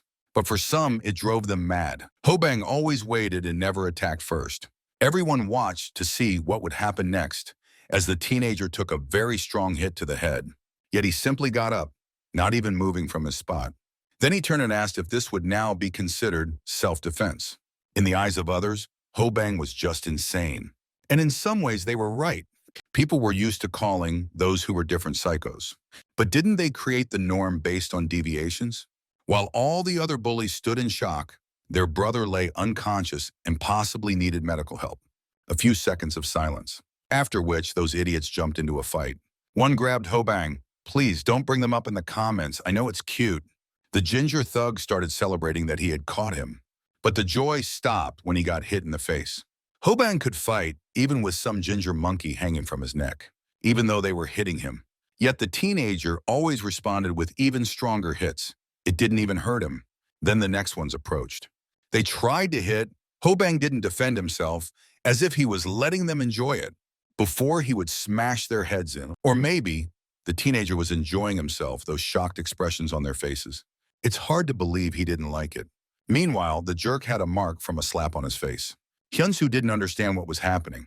Mommy's boy was about to wet his pants. He didn't understand how. How could she refuse him? He did everything as he always did. Meanwhile, Hobang's opponents were not doing any better. Those who were smarter realized their chances were slim. Hobang was even a bit tired. He didn't like what he was doing. He raised his eyes and asked, "Was that enough?" It sounded like a suggestion, since everyone already knew who had won, and Hobang didn't like hitting people. Or maybe they wanted more. Hobang said it was better to stop there. In fact, there was a threat in his words. His opponent was already trembling, barely holding the bat, but the ginger monkey shouted for him to hit Hobang and to do it quickly. This suddenly gave the poor guy strength, and he decided to obey his partner's command, choosing the easiest strategy, where he wouldn't even get scratched. Well, Hobang had no choice but to fight. Meanwhile, in the room, they were trying to figure out how Gae managed it. She was very angry and showed it with her whole demeanor. Hyunsu ordered his brother to stop with the jokes and finally do it. But he wasn't joking, as his power didn't work on Gae. Hyunsu began to panic, so he switched to shouting. He was interrupted by Gae, who said she knew all the tricks of that idiot. She asked if Hyunsu wanted to film a movie with her, and if he even understood who he was dealing with. Although Mommy's little bunny was scared by this, he didn't show it. After all, if Gae assured that she knew everything, then she became a problem. And what would she do now, run away and start screaming? He just wanted to keep the video for himself, but now he had no other choice. Hyunsu began to openly mock and intimidate, saying that Hobang wouldn't help her because he was already dead. And to be honest, Gae was a little scared, but still held on to hope. She believed in Hobang. The brother asked what Hyunsu was planning to do. Did he really want his brother to deal with her company? The idol admitted that from the very beginning, they planned to handle Gae. The brother said he had a bad feeling about this. He didn't think it was worth going this far, but Hyunsu calmed him down, saying it was Gae's fault. If she were just a regular chick, there wouldn't be any problems. But she was a chaebol, so if she got out of here, it would be a complete failure for them. The brother was angry that Hyunsu brought someone they couldn't handle. He had to make some calls, and it was always so scary. Gae asked what company they were talking about, and what did their dealing mean? The guys silently looked at Gae, after which the brother ordered Hyunsu to take her phone while she was calling. The idol asked Gae to behave herself because he hated hitting women. Her look annoyed him. She wasn't scared. But how long would that last? Gae only said she didn't understand anything. Hyunsu had money and popularity, so what did he need all this for? And no matter how much she thought, she didn't understand why. The brother called another guy, saying there were business problems, specifically with the goods. A smile appeared on Hyunsu's face. Gae suddenly realized that the idol was just insane. Did she really think that this jerk got this far just by having money and talent? Gae would probably be surprised to know who was in her contacts and phone. Police, doctors, judges, they were all in his hands. That was his real power. Even the radio station director couldn't treat him without proper respect. And that's why now Gae also had to treat him with the appropriate respect. He wasn't someone she could handle. Suddenly, an undisguised shock appeared on her face. Did he really do all this for such a reason? Gae decided it was time to put him in his place. Hyunsu just laughed awkwardly and exaggeratedly, but even the brother didn't support him and asked him to behave quietly. The idol said that soon Gae would pay for her words, even if she begged for mercy. Suddenly, Hyunsu fell silent abruptly. After that, his stupid expression turned less self-satisfied, because at the door, he saw Hobang. The teenager started tugging at the handle to get inside. Even the brother stood up. He hadn't expected this. Well, if the door was closed, Hobang had no choice but to kick the door down with a light kick. It was nice to see that surprised, dumb face. Hobang was very calm and asked Gae what he should do now. She screamed that he should kill all these idiots. Kill in what sense? Well, no, that was too much. But while he was thinking, Hyunsu had already jumped into the fight. He leaped over him, wanting to swing. He was puzzled that Hobang was completely calm. So he managed to hit, although the idol dodged. And even hit back. And then again. This time right in the face, the blow was strong. But his shock knew no bounds. After all, Hobang didn't just look unscathed. He was skillfully fighting back. Gae managed to escape closer to the exit, hiding behind Hobang. The brother couldn't understand what his guys were up to.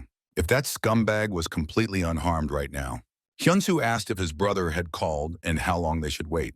About an hour. Hyunsu looked at his fist, which was already throbbing.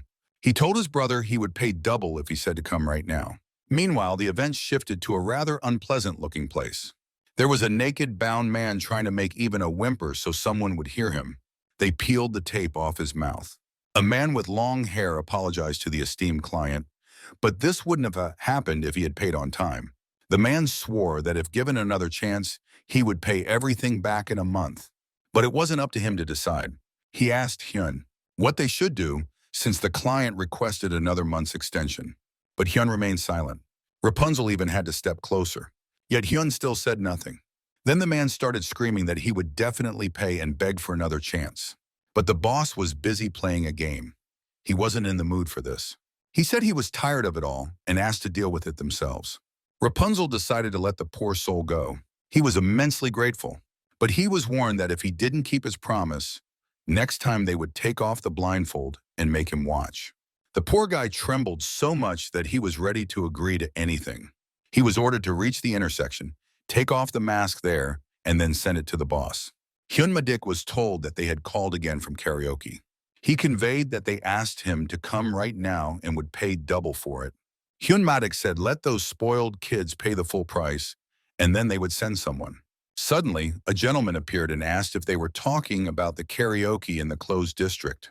He suggested grabbing a bite there since there used to be a decent noodle restaurant. The gentleman, who had a strange eye, insisted on going because he was very hungry. Meanwhile, the event shifted to karaoke. The guy with the strange haircut and squid-like face said his people would be there in 20 minutes. But now it would cost 3 times as much. Suddenly, the brother noticed Hyunsu's hand and asked if he was okay. The idol said he probably hit wrong, but it wasn't worth worrying about. Just then, his expression suddenly changed. After all, Hobang didn't waste any time and punched him in the face. But Hyunsu managed to dodge just in time and hit back. A fiery fight broke out between them. But there were moments when Hyunsu genuinely feared for his life. However, for now, the idol could skillfully evade, and even inflict damage as he thought. The brother noticed that Hobang fought well, even if you couldn't tell by looking at him. The teenager was hit so hard that he had to regain his composure for a moment. Hyunsu said that when he looked at Hobang, he only thought of him as a flea. He was nobody. The idol couldn't understand how someone like that could be kept around, and if he wanted to, he could easily kill. Hobang asked if he was okay since Hyunsu was the one bothering everyone, while the teenager genuinely didn't care about him. He hit the nail on the head and deeply offended Hyunsu's sensitive soul. So the idol punched Hobang with all his might right in the chin. And again, Hobang endured, but then his voice changed sharply. Even the idol noticed it. He said that if Hyunsu hit so hard, he had no choice but to hit back painfully. The idol was simply in shock. After all, Hobang didn't have a scratch on him, and the teenager was very aggressive. If the rules of the game changed, he would play by the new rules. Due to his inattention, Hyunsu weakened his defense. Shadal then asked the teenager why he didn't want to box. He said he had seen many martial arts online that were much better than boxing, and Shadal agreed with him.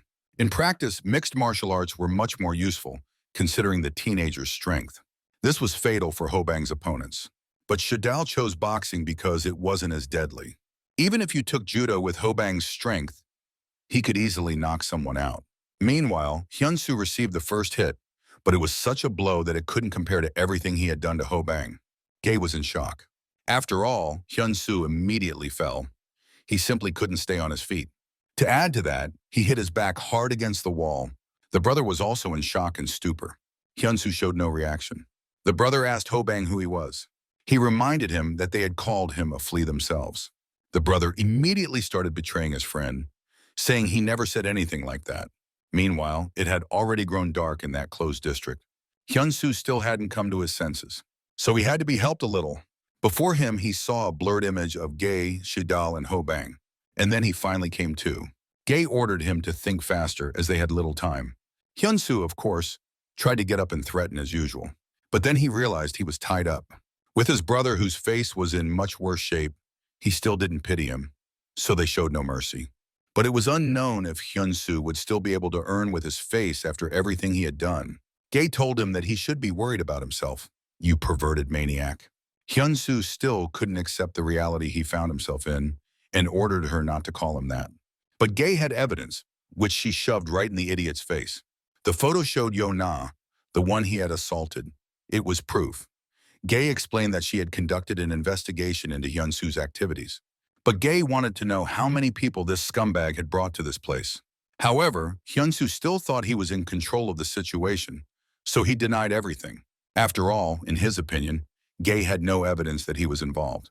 He wasn't in that video, and probably not in any, because he just brought those people here, and that was it. And what was Gae doing? Just jumping on him, tying him up, and holding him hostage? Did she even know how many prosecutors Hyun-soo knew? Besides, she had seen it herself. Did that woman of easy virtue look like she was being forced? Did Gae still not understand why Yona hadn't told the police everything? Hyun-soo claimed she wanted it herself, and all of it was on tape. Gae couldn't take it anymore and punched the scumbag in his stupid face. He wanted proof? What an idiot.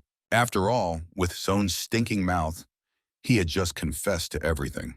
The glasses Gae was wearing were actually a hidden camera, and they recorded everything that happened on that wonderful day. There was also a video from Hyun-soo's phone and a list of all the buyers.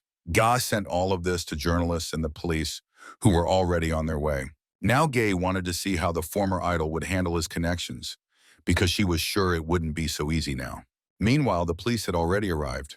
They led Hyun-soo out, who was already wearing headphones. At that moment, the people called by the brother arrived, and they were very glad they hadn't come earlier. Hyun Madik was in shock.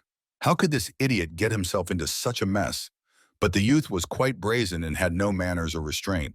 At that moment, they noticed that the gentleman had also disappeared somewhere. Meanwhile, they were packing everyone who was in that casino into the police car. And there, it seemed, was where the gentleman was. He asked a police officer where they were taking those people and what they had done. How could he have the audacity to ask such things of law enforcement? Meanwhile, several days passed. The news reported on what had happened to Hyun-soo. The most shocking thing was that among his victims were minors. The police also received a list of buyers of those videos, thanks to an anonymous tip. His accomplice, Mr. A, swore he only did what Hyun-soo told him, but the investigation would judge everyone involved. The list of Hyun-soo and the identities of the buyers were horrifying. It included the names of prosecutors, doctors, professors, judges, and even members of parliament. Shadal turned off the TV. She felt disgusted, as that was all they talked about all the time. Gae said they had to make sure all the names on the list got what they deserved. At that moment, a breathless Hobang burst into the room. He showed his bank account, yelled at Gae, and asked what this was all about. He had been credited 40 million won. Shadal replied briefly that it was money. Gae explained that he had done very well this time, so he honestly earned it all. She asked if it wasn't enough for him, Gae could add more. But that wasn't the point. For Hobang, it was too much. He had never seen such sums. He said it might sound strange, but he asked if he really deserved all of this. Gae was in shock. She simply couldn't believe it. She had never seen anyone receive a cash bonus and return almost everything. Gae herself now doubted whether he had earned it. Shadal explained that Hobang had never earned even 1 million an hour, let alone 10. Gae concluded that for him, it was a bit frightening. Because of his grandmother, he had to earn money. Due to his age, he couldn't get a regular job, so he worked for pennies just to survive. Maybe Hobang was convinced he didn't deserve a good life. Shadal said it was even sad, and asked if Gae wanted to fix this. Meanwhile, the event shifted to a noodle cafe. Someone was eating very loudly and with great appetite. There was a pile of food on the table. It was Hyun Madik. He paid just pennies for such quantity and quality. A person had recommended this place to him. Hyun Madik gave many compliments to the establishment and then asked if he could look at the surveillance cameras. He explained that he just wanted to because he was looking for someone. Meanwhile, the event shifted to a gaming club. There, the gang was watching recordings from the cameras. Although the video from the time of the incident had been deleted, there was a recording from a week ago. And there was some girl. Hyun Madik noticed something. She seemed very familiar to him. The gentleman asked about the dyed hair, as if he knew her. It turned out he knew Shadal very well. But what was she doing there? They hadn't seen each other in a long time, and he was glad to meet her again. Meanwhile, the scene shifted to an upscale men's clothing store. There, Shadal remarked that it didn't really suit him. Hobang tried on things that were completely uncharacteristic for him, and was outraged that she had called him out for work in the first place. But that was his job. After all, he didn't know how to choose clothes for himself at all. It was important, so Shadal asked him to try harder. And she ordered him not to pay attention to the price. But how could he not pay attention when Hobang had never earned that much in his entire life? Meanwhile, several hours passed, maybe 5. But Hobang still hadn't chosen anything. They even went into very popular and expensive stores. But nothing felt right. However, Shadal didn't give up. And each time she found something new and interesting for him. Eventually, Hobang managed to buy something, but Shadal wanted to visit a bunch more stores. He thought that was the end of it. But for her, it was just the beginning. Hobang decided to latch onto something and said he was already starving. So, Shadal took him out to eat, but to a very expensive and elite place. Gay was waiting for them there. Hobang didn't expect to see her here. But in reality, it was a typical place where the sisters dined. Gay was sipping some pretentious purple liquid. Hobang asked if it wasn't too early for her to be drinking, but it turned out to be juice that she drank as if it were alcohol. The teenager decided to get to the point and asked what they were going to do this time. But Gay didn't understand anything. Hobang thought that for the expensive clothes and the meal at the pricey restaurant, he should do something in return. But Gay explained that he simply hadn't brought any money. She said that if they hadn't intervened, there would have been many more victims, and Hobang had saved them. Gay ordered him to remember that he had done something important. And she had no choice but to take care of him since Hobang hadn't brought any money. But if he wanted, Gay would pay again. And in general, she had this feeling that she was always doing something not very significant. Hobang listened obediently, not even chewing. Then he asked if it was really that important. Gay wanted to say something, but she was interrupted. Hobang said that this time it simply wasn't work. He asked if it wasn't natural to help someone in trouble. Gay was shocked and stunned. Suddenly, she remembered something. How they had watched Hobang when he was still working in the store. Back then, Shadal was doing it to gather information. But she noticed one interesting scene. Hobang helped an old man and took no payment for it. He also gave the old man lunch because it was more important to him. The old man was sincerely grateful, and Hobang told him to come back the next day at the same time. Shadal had overheard the entire conversation. And then, the next morning, she told Gay that Hobang was kind of boring. He was quiet, honest, but so good. And no matter how much they dug into him, he still remained such an angel. Gay thought to herself that it sounded like she knew something. But she couldn't not know this. After all, he shone so brightly. Gay had been shocked by this from their first meeting and couldn't just look away. And that feeling never left her. Hobang said that it was indeed very nice here. He appreciated the upscale places. And he asked if he could order something else. Of course, Gay couldn't refuse him, so Hobang decided to take something with him for dinner. Meanwhile, night fell. Hyun Madik stood by some high-rise building. When he was sitting in that establishment, his master ordered him to bring Shudal. Hyun Madik tried to prove that those idiots had gotten caught by their own stupidity, and he didn't necessarily have to do it. His master was surprised at how Madik had grown. After all, now he thought he could contradict his master. At those words, Madik's body began to tremble. He was so afraid of his boss that he immediately started apologizing, lowering his eyes and stuttering. But the master didn't react at all, only said that Madik was boring. After which, he explained that if it was Shidal, then she had come for him. After all, those idiots were their clients, and money wasn't everything. They had to deal with this because something more important than their reputation was at stake. And moreover, they would be well compensated. Madik stood by some house. 3 years had passed. His partners called him, but Madik asked them to wait here. He wanted to go alone. In that house was an apartment that reeked of cigarette smoke. Only one person could smoke like that, Shadal. She was just silently staring at the ceiling, just like she used to in childhood. Back then, she was still a little dark-haired girl who stared at the ceiling and waited for her dad, who for some reason hadn't returned yet. Every time he came, there were such screams behind the door. Someone was yelling that he earned nothing and lost everything. It was clear that a man and a woman were arguing. It was so loud when Dad came home. Father always hit Mother. It was always like that, so little Shidal thought it was normal. And when she thought about it, she wondered how her mother hadn't gone insane. Shidal opened the gate. There she immediately saw something. Maybe she was wrong, and her mother had long since gone mad. Meanwhile, it had already grown dark. Shidal sat with her mother until late, silently. During that time, her mother smoked an entire pack of cigarettes. Her lips became so dry from it that deep wounds appeared that could never heal. Suddenly, tears streamed down her cheeks. She couldn't hold back her sobs. Shadal noticed this. Her heart raced because it was painful for children to see their parents cry. Mother said she owed something. She reminded her daughter that she had once said she had something to give her. But Shadal said she was no longer a child and didn't believe in superpowers. But she was only 10. In any case, her mother was tired of this. She felt very sorry, but she wanted to give it to her earlier. Shadal asked if her mother had any unusual ability, and she did. The daughter said for her mother to do as she wished, as long as it was good for her. For a moment, the mother really thought that Shadal was no longer a child. After which she felt so good and warm, she thanked her daughter. Then she called her over. It was such a touching moment, the embrace of mother and daughter.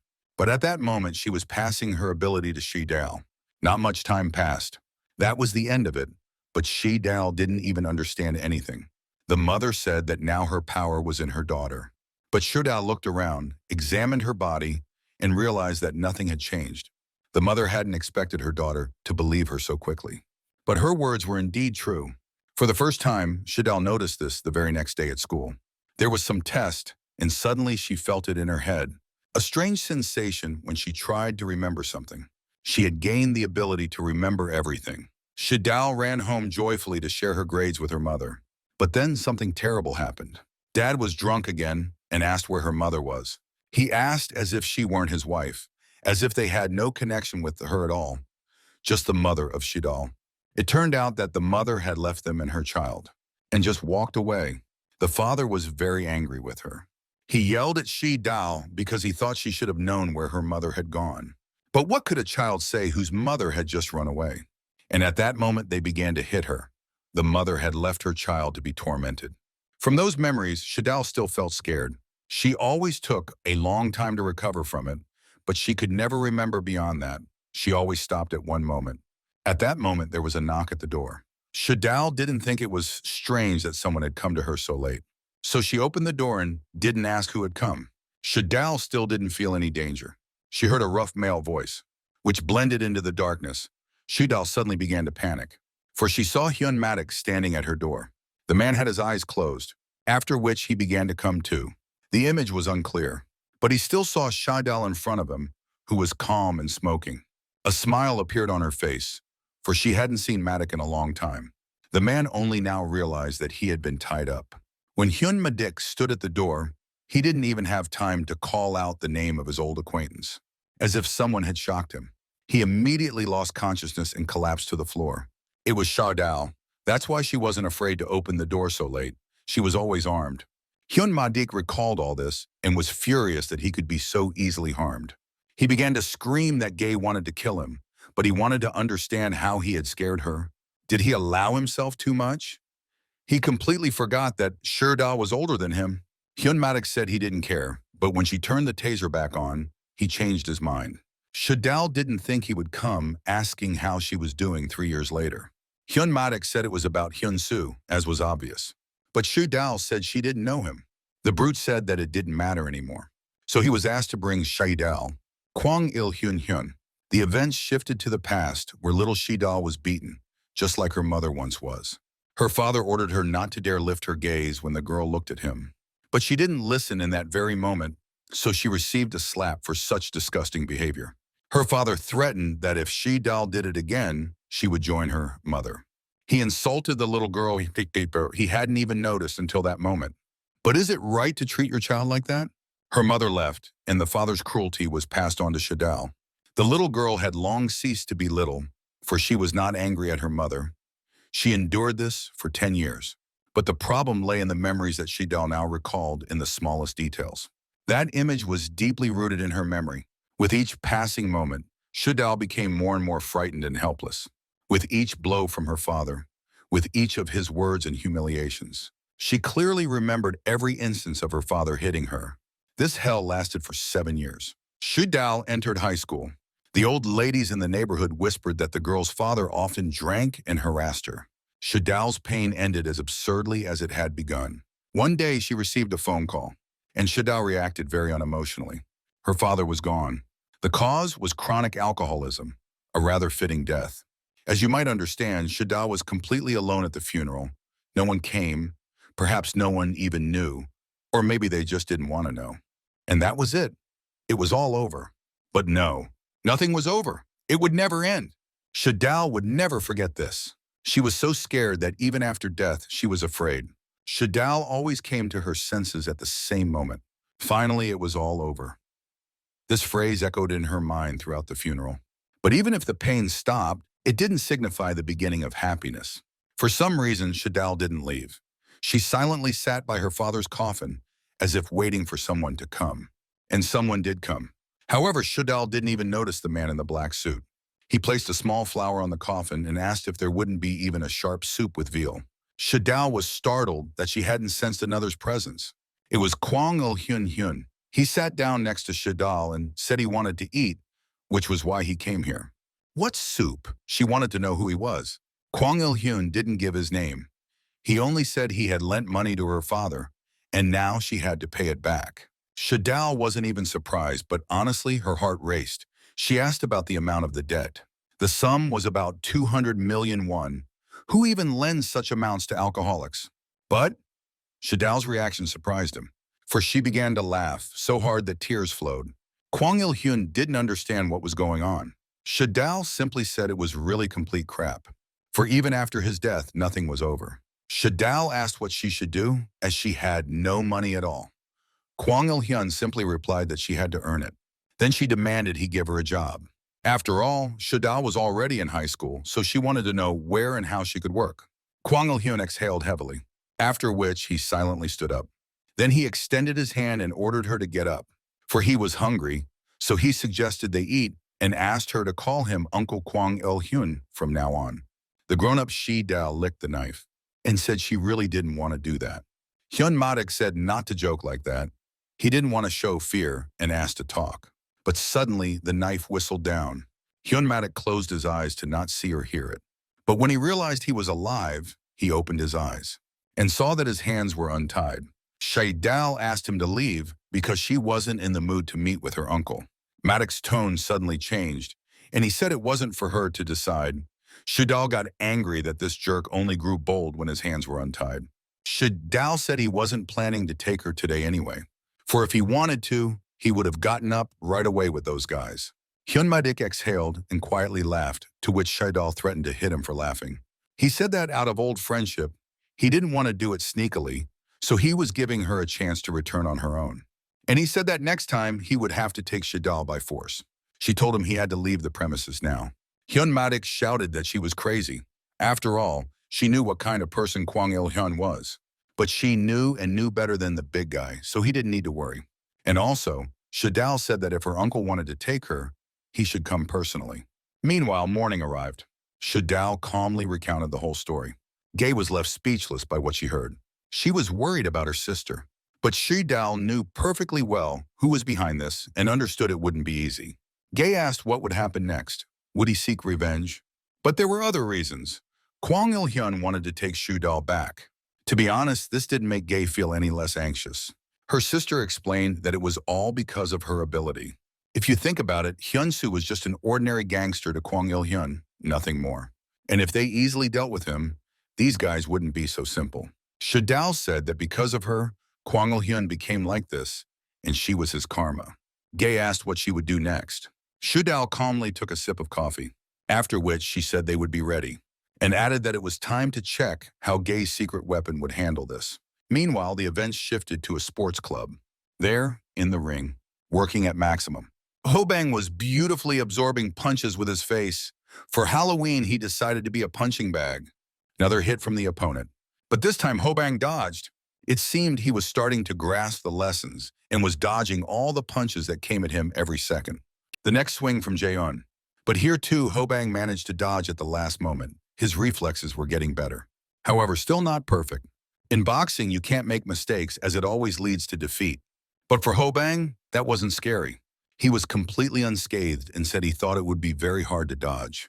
However, Jaeon praised Hobang's progress. It had only been a month of training, and he was making incredible achievements. At first, he didn't believe those words. But how could one doubt the champion's opinion? And in general, Jaeon said that this training on dodging punches didn't make sense. But Hobang sincerely didn't understand why. But what kind of psycho would think to fight Hobang? It was absurd to fight and then have the attacker's hands hurt so much. He apologized, truly feeling guilty, saying he just wanted him to succeed. Jaeon exhaled tiredly, and then said that this time it was all, as he couldn't take it anymore. Jaeon wanted to leave, but not so quickly. For Shadal had arrived. She was the very picture of friendliness, asking if she could take Hobang again. Jaeon turned beet red. It seemed someone had a strong crush on him. Hobang asked what was going on, and Shadal asked if he wasn't hungry, and invited him to have lunch with Nuna. Jaeon clenched his fist tightly, as if gathering all his courage, and he overdid it a bit, shouting that he wanted to as well. He hadn't eaten anything either. The rest were shocked by such a reaction. Meanwhile, the events shifted to a restaurant. Shadal apologized, as she had to treat them to something delicious. But Hobang, he loved fast food. She said her friend had talked a lot about Jaeon and was grateful to him for many things, so Shadal wanted to repay him somehow. But Jaeon was still in shock that she knew his name. But how could she not know the reigning middleweight champion? Jaeon simply couldn't hold back tears from such an abundance of praise. Hobang asked if they had just come to eat, but Shadal replied that now wasn't the best time for conversation. They would talk later, first they needed to eat. At that moment, someone entered the restaurant. Hobang didn't pay much attention. Shadal didn't either, she was expecting this. Kwang Il-hyun sat down next to them. He asked Shadal how she was doing. To be honest, her heart raced, for this meeting had a special significance for her. But she held herself together, saying that Kwang Il-hyun had come early. He sat silently, and sat right next to them, so calm that you couldn't even predict his next move. But Kwang Il-hyun decided just to eat. He said he was hungry and treated himself. Shadal asked why he was covering for those scumbags. It turned out they had paid enough, and he never chose whom to cover and whom not to. Shadal noted that Kwang Il-hyun wasn't as popular anymore.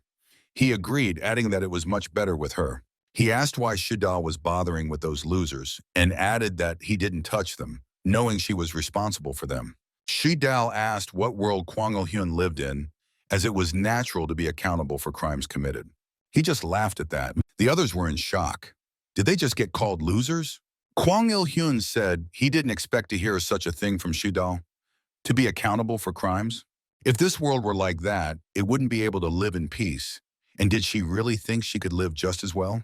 Shadal noticed that her uncle had found his voice. She ordered him not to embarrass himself in front of the youth and to say why he had come. Kwang Il-hyun said she already knew the answer. He called her to come with him if she wanted to walk on her own 2 feet, or he would lead her by the hand like a dog. At that moment, the chair creaked sharply. Jaeon stood up and asked Kwang Il-hyun if he wanted to leave on his own 2 feet or if he needed to be beaten so he could crawl out. Hobang was in shock. He actually wanted to finish his meal. Shadal didn't expect that Jaeon would decide to protect her. Jaeon noticed that Kwang Il-hyun seemed like a thug, so he asked him to leave while it was still early. There was tension between the two of them. They stared at each other. Kwang Il-hyun said that Shadal had asked him to come personally, so who were they anyway? She yelled at Jaeon, telling him to go back to his place and not to interfere. But the champion couldn't just stand by. That jerk was getting too bold. Those words were unnecessary and provoked Kwang Il-hyun. He wanted to hit Jaeon, and it seemed he was about to succeed. But he didn't know he was dealing with a champion, so hitting him wasn't so easy. Kwang Il-hyun took a solid hit, but he stood his ground. Jaeon said he would never allow him to treat Shadal that way. Kwang Il-hyun even staggered back a bit. The hit was that strong. A smile appeared on his face. The game was getting more interesting. Jaeon appreciated that Kwang Il-hyun had withstood it. What a tough bastard. Kwang Il-hyun attempted to charge, but against a champion, that made no sense. However, it amused him like a game. If his goal was to anger Jaeon, then he succeeded. And he hit him again, right in the gut, that cheeky idiot. After that, he struck one again, but this time to the face. And then once more, Kwang Il-hyun was already leaning back, barely holding himself up. Jaeon suddenly found something strange. That feeling was quite familiar to him. Kwang Il-hyun asked if that was all, after which he lunged at Jaeon, but the champion dodged again. However, they weren't trying to hit him but to grab him by the collar. Kwang Il-hyun asked if it was now his turn. His gaze was so wild that it sent shivers down the spine. This all took place in a small restaurant. from which Jae-un flew out like some trash. He managed to regroup, but in reality it didn't help him much. However, at that moment, Jae-un was only worried about how much he had embarrassed himself in front of Shadal. But all of this triggered deja vu for him. It reminded him of the fight with Ho Bang. He felt as if he were in a bulletproof vest. And Jae-un's hand hurt just as much after all those hits. Kwang Il-hyun stepped out and sadly asked if that was all. Jae-un realized that he was facing an opponent just like Ho Bang, so there was no point in fighting him. Kwang Il-hyun was upset by this. He wanted more show and fighting. But suddenly someone stopped him. Jae-un was in shock. Shidao was in disbelief. Kwang Il-hyun didn't understand who dared to act this way. Of course, it was Ho Bang. He suggested talking to the uncle. But Kwang Il-hyun ordered him to let go quickly. Ho Bang disagreed. As if he did that, Kwang Il-hyun would continue. He simply exhaled tiredly, another kamikaze. After which, he tried to yank his hand away sharply. But nothing worked. Ho Bang turned out to be very strong. Kwang Il-hyun was in shock. Nothing had surprised him like this in a long time. Ho Bang also couldn't believe he had found someone just as strong.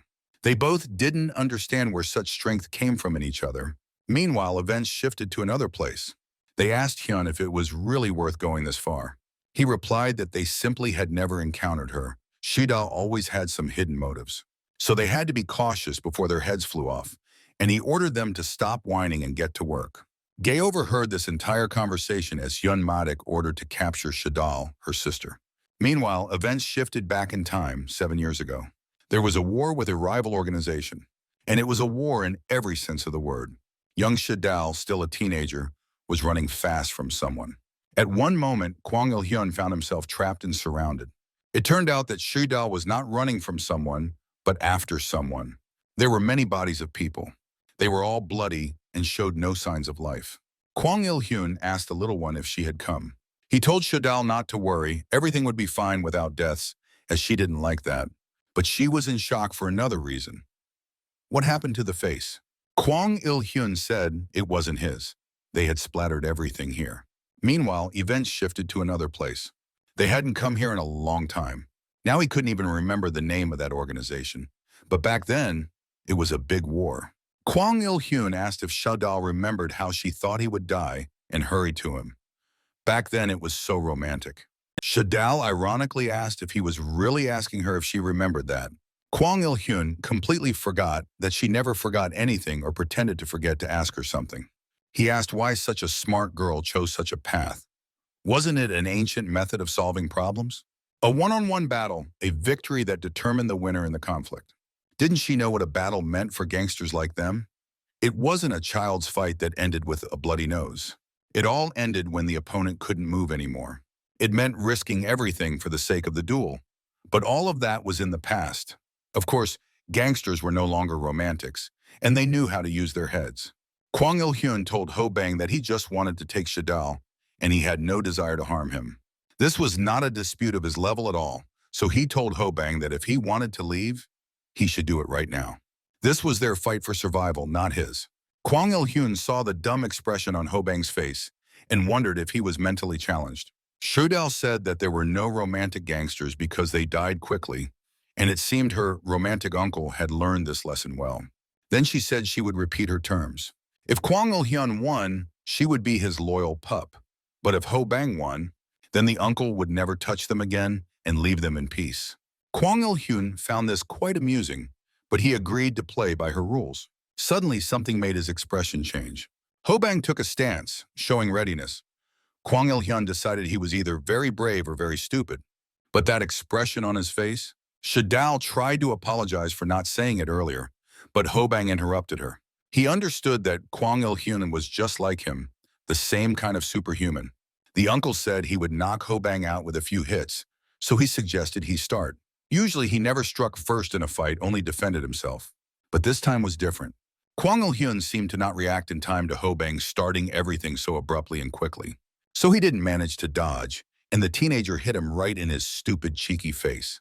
Just imagine, it's a fight between two superhumans. Isn't it interesting what it will end with? I know you're just as curious as I am. From that hit, Kwang Il-hyun managed to dodge. He asked if that was all. After those words, Ho Bang suddenly jumped up from his spot and lunged at Kwang Il-hyun with a new barrage of numerous strikes. It's hard not to notice how his accuracy and speed improved. All that training was undoubtedly paying off. But still, there was something that troubled him. Usually by this point, anyone would have already fallen to their feet. Kwang Il-hyun asked what Hobang was doing and why he had stopped.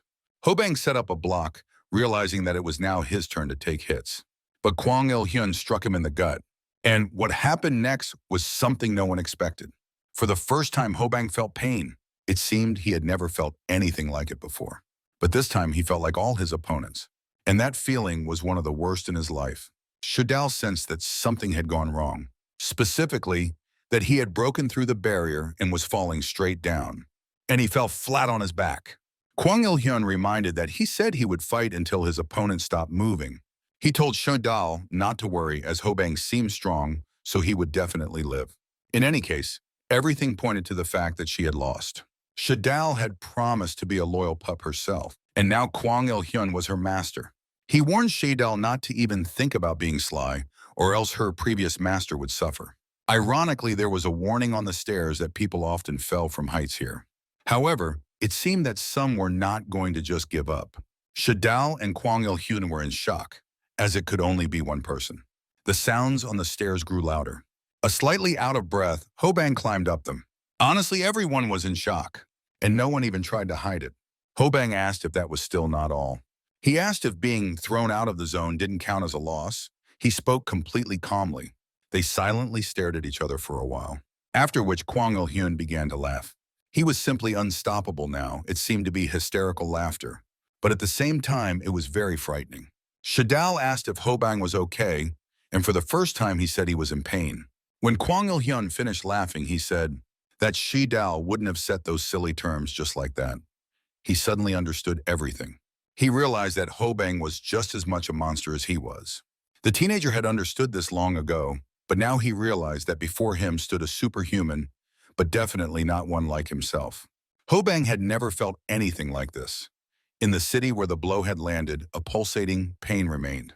He recalled Jaeun's words, who had asked what the point of fighting was when it hurt the one who strikes. And now he understood those words. But he had no choice. The agreement was already made, and Hobang always kept his word, especially when it came to protecting his friends. Hobang understood that no matter how many times he attacked like this, as long as Kwang Il-hyun stood there like that, it wouldn't make sense. The uncle asked if Hobang was still not scared and promised to give him a bit of a head start again. Shadal added that Kwang Il-hyun had been quite soft on him, but the teenager knew that himself. In fact, she had a backup plan, so even if she got taken, everything would be fine. Suddenly, Hobang apologized. Shadal didn't understand what he was apologizing for. She should have been the one to apologize. But it turned out that Hobang wasn't trying at all, yet now he promised that it would be for real. After which he ran very fast. Something had truly changed. And even Kwang Il-hyun understood this for a moment. Something had indeed changed. Hobang struck that scumbag completely differently. He had never fought like this with anyone before, because he had never had to. Kwang Il-hyun was in shock. As he was coming to his senses, he barely managed to dodge another blow that smashed through an iron beam. Imagine what would have happened to Kwang Il-hyun's face if he hadn't dodged. Hobang asked the uncle why he had been lying. He claimed to be a cool gangster, so why did he start running from a fight? Kwang Il-hyun even laughed. Before him stood no ordinary punk.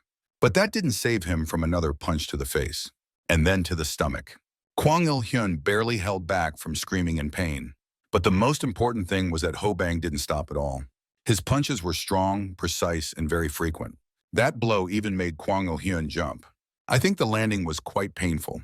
I know you think Hobang enjoys this now and feels his advantage. Shadal appreciated it too. She had never seen anyone hit the uncle. And to see him feel this way after a fight. Gay walked through the desolate alleys and heard those gangsters say that she was making their job easier. After all, she had ventured into such a deserted place herself. But Gay wasn't worried because she, as always, had a plan. Behind her, she felt the presence of those brutes. But suddenly, a man in dark glasses told him that they had messed with the wrong people. Hyun Madik was furious. Who dared to speak to him like that? But when he turned around, he noticed that Gay's people had surrounded them. Not much time had passed, and the gangsters lay on the ground in severe pain. Their faces were no longer so self-satisfied. The leader told Miss Gay that the second group had already headed to their base, and she asked that no one knew about it. She approached Hyun Madik. He asked how Gay had found out. In fact, she hadn't thought the gangsters would be so stupid. Did he really think there was something Shuidal hadn't anticipated? Hyun Madik said that they shouldn't mess with them in either, actually. This time they were lucky, but what would happen next? But what was he even saying? Did he really think she was afraid of old thugs and had done nothing all this time? She didn't like them, so Gay could handle them on her own. What she truly feared was Kwang Il-hyun, because if such a monster wanted to kill someone, nothing would stop him. What was she getting at? Gay said that of course she was worried about Shuidal, but she was sure they would manage. And Gay was not mistaken. Shuidal couldn't believe that Hobang had actually defeated Kwang Il-hyun himself.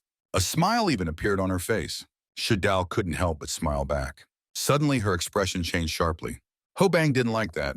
Shuidal's face became even more frightened. Behind! It seemed Gay was mistaken after all. Kwang Il-hyun reminded them that in a fight with gangsters, as long as the opponent could move, it wasn't the end. What kind of monster had survived such blows? Shuidal understood that things were very bad. Kwang Il-hyun suddenly apologized. He treated Hobang like a child, but now he promised to be more serious. Hobang prepared himself. He was not one to scare easily, but honestly he was scared now. Kwang Il-hyun said that he had never fought before. It had always been one-sided beatings. And to be honest, Kwang Il-hyun was now extremely nervous. Hobang suddenly turned to Nuna and asked her to stay as far away from here as possible. She didn't understand at first, so Hobang shouted for her to run away as fast as she could. Shuidal wasn't used to doing that, but for some reason this time, his words sounded very convincing. Hobang wanted to swing and strike, but Kwang Il-hyun lunged first and struck with his knee, after which he grabbed Hobang by the head and began to knee him every second. I don't think that was a fair move. However, Hobang blocked, after which he struck that scumbag Kwang Il-hyun. Meanwhile, Shuidal was fleeing faster from the place where some military actions seemed to be taking place, and in general it was unknown whether this construction would survive. In the fight, Kwang Il took the initiative. Hobang was still holding on, although it was difficult. Kwang Il seemed to decide to test the teenager's strength, so he hit him with such force that Hobang's face kissed the floor. A large crack was left beneath him, but Hobang couldn't recover for long. After all, Kwang Il wasn't going to lose the moment and wanted to pounce again. At that moment, a very loud rumble sounded and the ceiling began to crumble. Shuidal's heart was pounding wildly as she worried for Hobang. A whole hole formed in the ceiling. Kwang Il stood in a cloud of dust. He was no longer afraid because he was confident in his victory. However, this was in vain, as Hobang was not so easy to defeat if it was even possible. Kwang Il got hit right in his stupid face. And then again, Hobang slammed him against the wall. Meanwhile, Shuidal had already descended to the lower level. Hobang and Kwang Il fell through that hole, and they found themselves at the bottom next to Shuidal. Everything that was happening was beyond her understanding. Among the dust, Hobang became visible. He was completely intact. But where was Kwang Il? Shuidal saw him behind Hobang, and she realized that her friend's situation was dire. Before she could warn Hobang of the danger, the scumbag Kwang Il had already lunged at him. Hobang turned at the last second. That was enough to react to the danger. He blocked and dodged. The guys found themselves on opposite sides. Hobang was in shock that Kwang Il hadn't been knocked out. The hit didn't land. The event shifted back in time to one of Hobang's training sessions. Back then, the coach was yelling at him for not listening to his advice and just swinging his fists. He said that if Hobang thought he could win just by brute force, he was right. But honestly, the coach called him just a strong idiot with not a drop of talent. And he finished his first sparring match so quickly thanks to his innate strength, which allowed him to easily defeat the reigning champion. Moreover, the coach added that Hobang had a pretty strong and resilient body. But being strong didn't mean he was skilled in boxing. The coach yelled for Hobang not to flail his fist, but to do as he was told. What was he teaching him? Feet shoulder-width apart, toes diagonally and the right foot back. A strong punch is not just a swing of the arm. While Hobang recalled and recited everything he had been taught, Kwang Il charged at his opponent. He was about to pounce. Kwang Il had never learned to fight professionally. He just swung his fists, and it always worked. But in such situations, technique played a huge role. First the feet, then the torso, and finally the shoulders. Momentum from the whole body and punch! Even Kwang Il understood a second before the punch what this would lead to. Meanwhile, Jae-yun was licking his wounds. The coach came to him. The champion was worried about the trainer, as he needed to rest for a few more days. It turned out the coach had a broken arm, and he didn't like being treated like an old man. And besides, it wasn't even broken. It was all trivial. The coach lashed out at Jaehyun in response, asking how he got so hurt. He said he had already mentioned that Hobang's punches wouldn't be stopped by gloves. But the coach had already noticed that the idiot couldn't even throw a proper punch once. He asked Jaehyun if he was also curious about what Hobang could do if he did everything right. It was such a shame they didn't get to see that triumph. Hobang finally managed to throw a proper punch, and it was very good that his first victim was Kwang-il. After all, if such a tough nut fell to the ground, what could be said about an ordinary person? Kwang-il was in a lot of pain. He hadn't felt such pain in a long time. The events shifted to a distant past when televisions were still black and white. But that was Kwang-il's past. His mother had just returned home. But the little boy was so engrossed that he didn't even notice her. She had brought him something sweet. But even that couldn't tear Kwang-il away from the television. His mother asked what was wrong, but her son changed the subject and asked what the cake was for. She tried to find out why Kwang-il was avoiding her gaze.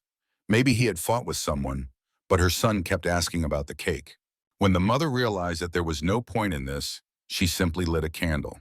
After which, she lit her cigarette, saying it was all in vain if Kwang-il was upset. But she added that it was nothing serious because she wasn't interested. And then she ordered Kwang-il to blow out the candle and make a wish quickly because mom was busy. The little boy did this very weakly and uncertainly. This angered his mother. She said how much it annoyed her and how much time she had wasted on this. She stood up and said that if her son decided to rebel as he got older, she wouldn't tolerate it. After which she returned to work. Before leaving, the mother asked what Kwang-il had wished for. The little boy calmly said he wished for his mom not to sell her body for money. The mother even stopped breathing for a few seconds after those words. Silence fell, and it seemed she was no longer in a hurry. Kwang-il confessed that he had played with his friend Sun-chul, and his mother had called her a woman of loose morals and ordered her son not to play with him anymore.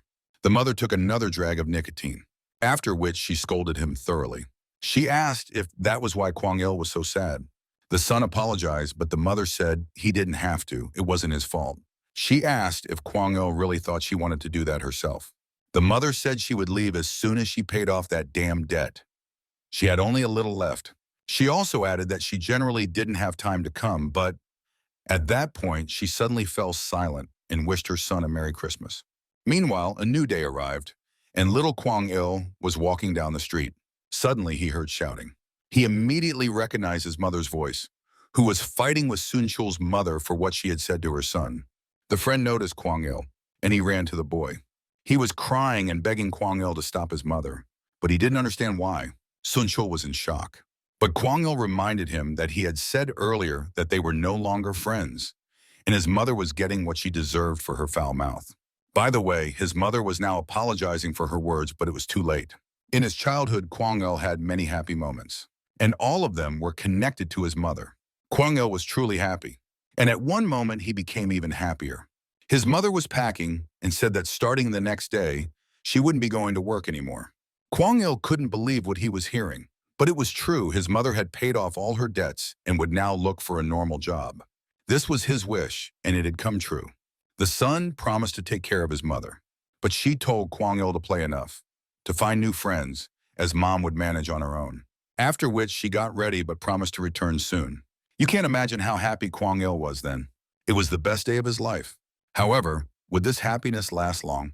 In one room, everything was covered in blood. Many bodies showed no signs of life. And a woman was crying because she had been beaten.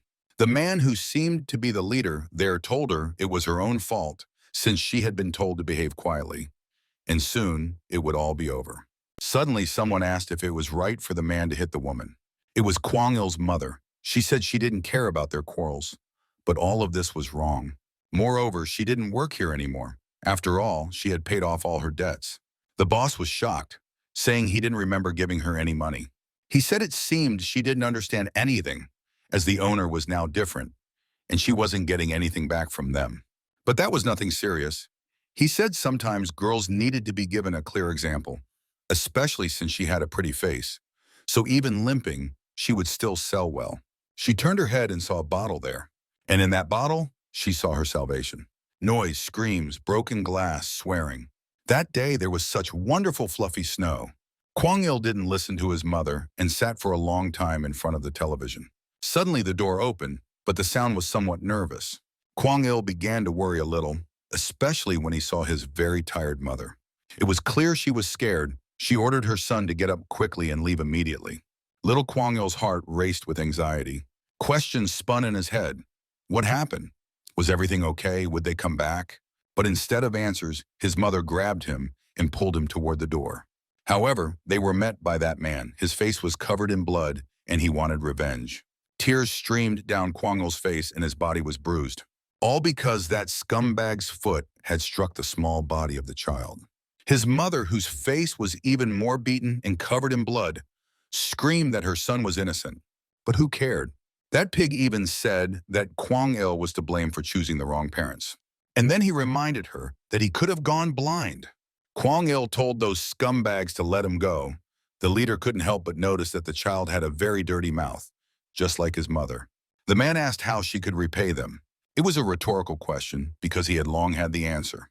Boss leaned down to Kwang-il and said he must never forget this, so he needed to leave a mark on his body. The last thing the little boy saw with that eye was the bright light from a cigarette. That bastard told Kwang-il to thank his mother for this. After that, eternal darkness fell. And the screams, Kwang-il had never felt such pain. It was the first time and the last. That man said the screams were the best sound he had ever heard. Suddenly, Kwang-il saw something with his one eye. He saw his mother preparing to pounce on that bastard with scissors. After that, more screams, a lot of blood, and a dull sound. Meanwhile, some time passed. Police arrived at their house and arrested that bastard.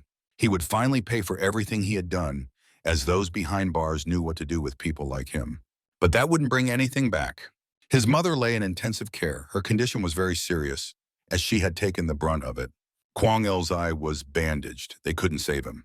The son sat by his mother, just waiting for her to regain consciousness. Suddenly, unfamiliar footsteps were heard. Kwang-il didn't even notice at first, but when someone spoke to him, he got scared. The little boy was now afraid of everything. A man with very dark hair asked if he was Kwang-il. There was silence for a moment, after which the man realized it was him, as Kwang-il looked so much like her. The boy asked who the stranger was. He confidently replied that he was probably his father. Meanwhile, some time passed, and Kwang-il's newly minted father was smoking outside. Suddenly, someone asked what it was like to meet a child he had never known. It was a woman with bright hair, and she said that if she hadn't found Kwang-il, he wouldn't even know about his existence. But the man truly didn't know. He didn't even understand when it had happened. He couldn't even imagine what to talk about with that woman, and she felt embarrassed that she had to explain condoms to an adult man. Now he was in a state of denial and asked why she even thought this was his child. But only he was involved in such dirty business. He found a voice recorder in his pocket. She said there was a recording of an order for a general assembly. Regarding him, he asked if they had to go right now, but they had to. The man tried to argue as he hadn't even talked to him properly. However, no one was listening to him. The two of them seemed to have fallen through the earth. The person who had suddenly appeared and suddenly called himself a father left Kwang-il an envelope with money, but he never came back. Suddenly, chaos erupted in the hospital. Everyone was running and shouting to that same room. The last thing his mother said to her son, it was that people were dying, much easier than he could have imagined. This was something a 10-year-old boy had to come to terms with. Meanwhile, 17 years passed, and the events shifted to a correctional facility. A man with a Bible in his hands walked out. It was the same man, just a bastard, and he was greeted by his people. However, it seemed he didn't know them. They bowed to Hyun and thanked him for his hard work. The man realized they had come from Won-il. He ordered the man to be shown to the amenities, as if he deserved it. But it seemed Hyun understood something. He said he no longer wished to deal with them. After all, he had met Gam and now lived according to his word. He prayed and atoned for his sins. Suddenly, tears welled up in his eyes. He said he had to thank Won-il for remembering him all these years. So he asked to be taken to him. But they brought him to some distant place. At first, he didn't understand anything and was in a stupor. Suddenly, when his questions went unanswered, he saw someone in front of him. But he didn't see Won-il here. He asked where the boss was, looking around. At that moment, he turned around. Kwang-il said he had missed him very much. The man's heart raced. He began to suspect something. but he had made many enemies, so he asked what was going on. Kwang-il said he was the child of that woman he had beaten to death. The former gangster even dropped the Bible from his hands. Kwang-il said the reaction wasn't very cheerful. His friend, who had leaned back a little earlier, reacted more cheerfully. 17 years. He would like to forget, but he couldn't. It was him. He made Kwang-il remember everything. He wanted it himself. The events took place in a culinary workshop. On the day Kwang-il burned his body, he suddenly wondered what he was supposed to live for now. Kwang-il couldn't even imagine what he would do after revenge. Only absolute emptiness remained. Perhaps that was why he found himself at that funeral, and that was why, when he first saw her, he talked to her, he heard her laughter. Such a strange reaction to such openly horrific life that was only getting worse. He felt then that he had finally found what he was meant to do. Kwang-il finally came to his senses and first saw Shi-dal and Ho-bang, who was scared because he had killed a man for the first time. The first thing he said was that he had lost. Shi-dal asked if it was disgusting. Kwang-il replied that it was somewhat unexpected, and he asked where Shi-dal had found this monster. Kwang-il got up and asked where his boys were. They were tied up, and if it weren't for the uncle, they would have been taken away long ago. Kwang-il asked to let the younger ones go. Shi-dal herself knew they were just fools. She said she would watch his behavior. What a shameless girl. Kwang-il should have dealt with her the first time they met. And Shi-dal said the uncle was still the same, and she asked him to change his tone, as she wasn't sure she would listen if he spoke without respect. But Kwang-il just walked away, saying that Shi-dal would sort everything out herself anyway. He suddenly put his hand on Ho-bang's shoulder and told him he was really cool. Then, a bit quieter and less confidently, he asked him to take care of Shi-dal. Ho-bang was just in shock. Kwang-il asked about the boy's age. He said he was a high school student, just in his first year, so he was about 16 years old. Kwang-il was left speechless from such surprise. He asked Shi-dal if it wasn't too much, a 10-year age difference. Shi-dal started shouting that the uncle had completely lost his mind because they didn't have that kind of relationship. The events shifted to the police station. There stood Kwang-il, repeating once more that he had come to turn himself in. The police were in shock. And although this became known later, the next day Kwang-il turned himself into the police, on the condition that his boys would be released, and that Kwang-il's organization would be allowed to disband quietly and peacefully. But Gaye seemed not very pleased about this. And so quite a bit of time passed. Ho-bang continued boxing. He began living a normal life again, as if nothing had happened. An interim exam was coming up, and Ho-bang had to prepare. Suddenly, Ho-bang saw something. A man was entering a password. He tried his birth date, but it didn't work. Ho-bang asked if he was a new resident. The man said he had just moved in and forgot the code. Ho-bang was very kind and believed in people, so he offered to open it. They rode together in the elevator. The man also selected the 4th floor, and Ho-bang thought that was strange. After all, the 4th floor was special. They reached the floor. The doors opened, and the man quickly exited the elevator. He stood in front of the doors and was about to open them. Suddenly, someone placed a hand on his shoulder. It was Ho-bang, and he said this floor was used by the landlord. The man didn't understand anything. Ho-bang demanded answers. Who brought him here? Kwang-il? Hyun-sung? But he didn't understand anything. Then Ho-bang squeezed his shoulder harder. The man screamed, as it was even painful for him. At that moment, the doors opened. Gaye came out, asking what was happening and why there was so much noise. Ho-bang told her it was dangerous here, so she should go inside and close the door. But there was one little problem. That man was Gaye's brother. And at that moment, Ho-bang felt a strong shame for nearly dislocating Gaye's brother's shoulder. The events shifted to the apartment. Ho-bang bowed and apologized. Was this the president of Hyeshin Group? But the man wasn't angry. He was the one who should apologize. He didn't know how to make surprises. And besides, they hadn't even introduced themselves to each other. He was Gaye's older brother, Kang Hye-sun, and he ran a small company. Ho-bang was so nervous that he called himself Gaye's servant. But Gaye herself corrected him, saying he was a friend. She repeated again, calling him her friend. The brother asked again, as if he couldn't believe it. Gaye's screams could be heard even from the windows, as she was outraged that no one believed she could have friends. Meanwhile, Hye-sun was already driving in his car. He told about Gaye's friend, Ho-bang. The driver said this needed to be noted. After all, it was the first time something like this happened. But Hye-sun was not as pleased and ordered to keep an eye on him. Besides Shidao, Gay had no one else close to her, so her older brother was worried. This was very unexpected. Meanwhile, the scene shifted to the prison. There was Kwang-il, who politely agreed to serve his punishment. He was taken to the service room. The door opened. Kwang-il did not understand what was happening.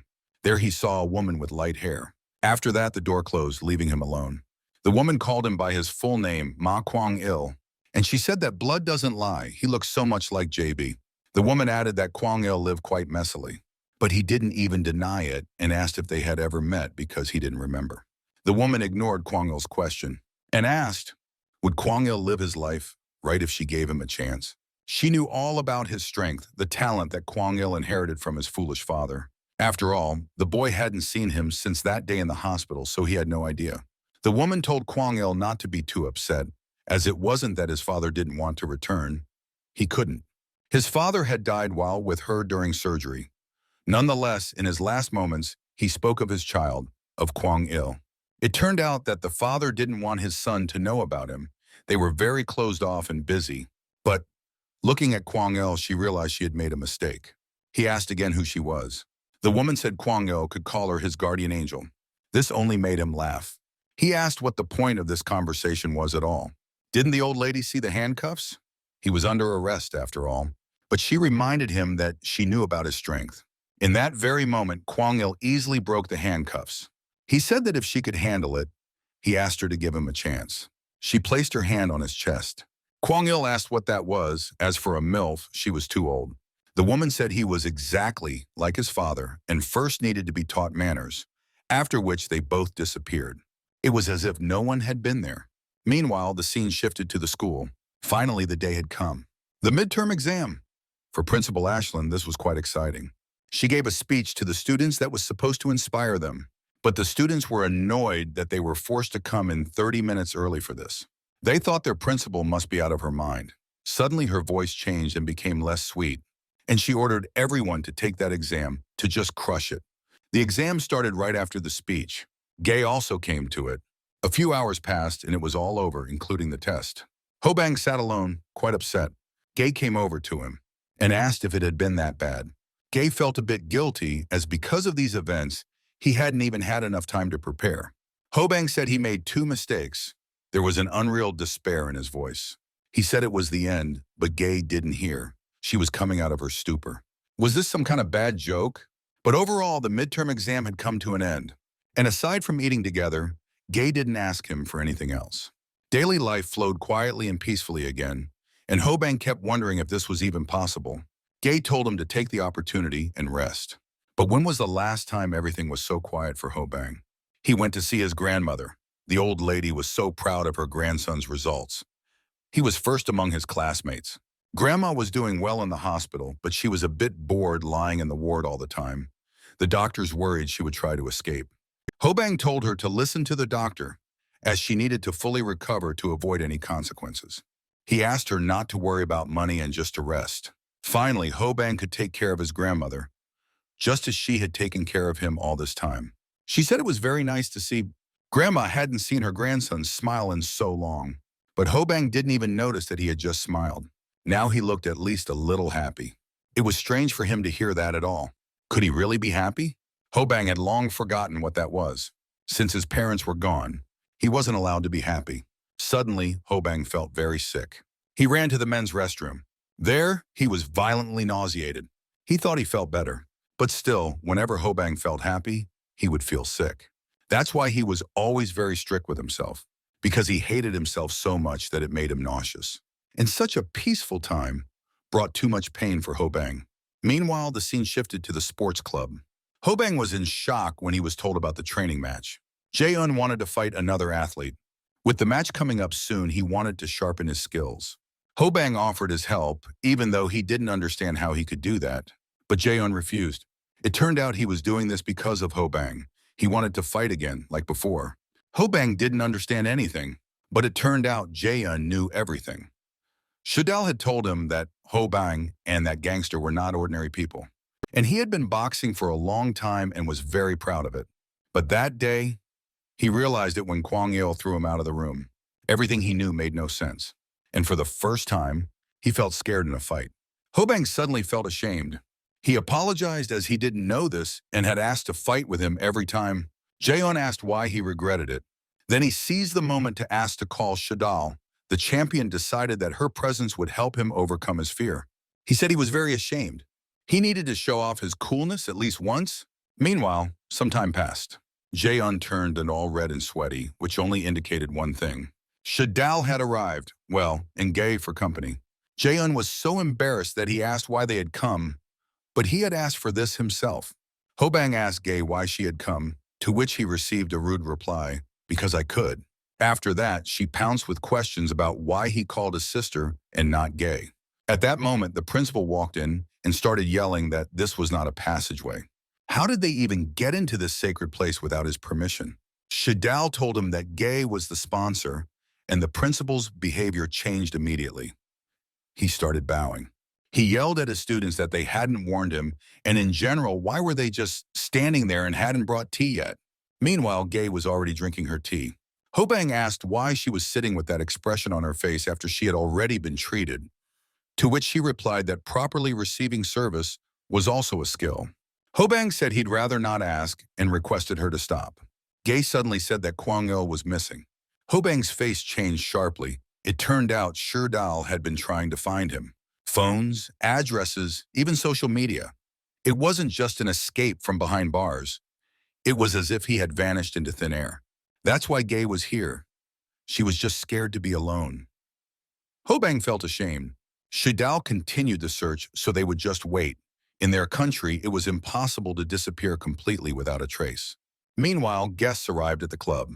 Principal Kim came, who looked more like a grandfather. When they shook hands, they exchanged a couple of jokes about the lack of strength and trembling hands. Jaehoon said that in their youth they were rivals, but the mentor always won. Principal Kim ordered his athlete Sol Chan to greet them. But he turned out to be no ordinary guy. He said he saw no point in greeting anyone who wasn't his mentor and asked to finish everything quickly because he had plans for the evening. While everyone was in shock at such behavior, Shadal was happy that something fun was finally happening. Jaehoon was already prepared. Principal Peck ordered him to finish off that punk, but Jaehoon didn't like that. That guy was completely new. Why did Principal Kim bring someone like that? He said he had asked for a professional. Jaehoon tried to smooth things over, saying it was just training. Shadal started shouting something motivating, but so far, she had only motivated little Jaehoon, if you know what I mean. Gae asked Hobang who he thought would win, but he didn't doubt Jaehoon at all. After all, he was the champion of their country in the light heavyweight division, and who better than Hobang knew his strength? And that was a rookie who hadn't participated in any competitions. The result was obvious. Gae closed her eyes. Then she opened them. They suddenly turned bright yellow, and she said she hadn't thought so. Principal Peck shouted that it had begun. He could hardly wait for Jaehoon to defeat that punk. Hobang asked if his Hyung would lose. It turned out Gae had seen Sol Chan, not as vividly as Hobang, but she had seen him. Quite a pale color. Jaehoon asked if his opponent wouldn't even wear protection. He replied that he had just gotten a haircut at the salon and asked to finish quickly. You could hear the pompousness in his voice. But Jaehoon even liked his self-confidence. After that, he lunged first to test if he was really as strong as he wanted to appear. Hobang couldn't believe that Jaehoon had been set up so badly. And still, he asked if he understood correctly that Sol Chan was superhuman. The boxers hit each other, each landing a punch right to the face. Jaehoon even saw stars before his eyes. But Sol Chan was completely unscathed, even though he was unprotected. Then Jaehoon hit Sol Chan in the face again, while he was struck in the stomach. And guess who felt the pain? Of course, it was Jaehoon. He began to suspect what might have happened. But probably due to the pain, he wasn't thinking clearly. Sol Chan said he expected to see a champion, actually, and it turned out to be just another loser. Hobang asked Gae if there were really that many superhumans, but she replied that it was just a pale color, not like his. They couldn't be compared from the very beginning. After all, if it were such a widespread phenomenon, did Hobang really think Gae would invest so much in him? Was she an idiot? Surprisingly, there were quite a few people with that color. Many of them were athletes, champions, and Gae could even distinguish them by color. And Sol Chan wasn't a superhuman like Hobang. He just had a lot more talent. And in a fight like this, the outcome was obvious. Sol Chan said he usually only needed 2 hits to win, Maybe it was because Jae-un was kind of a champion? He remained silent and just showed his readiness for Sol Chan to strike first. A smile appeared on his opponent's face. He was intrigued.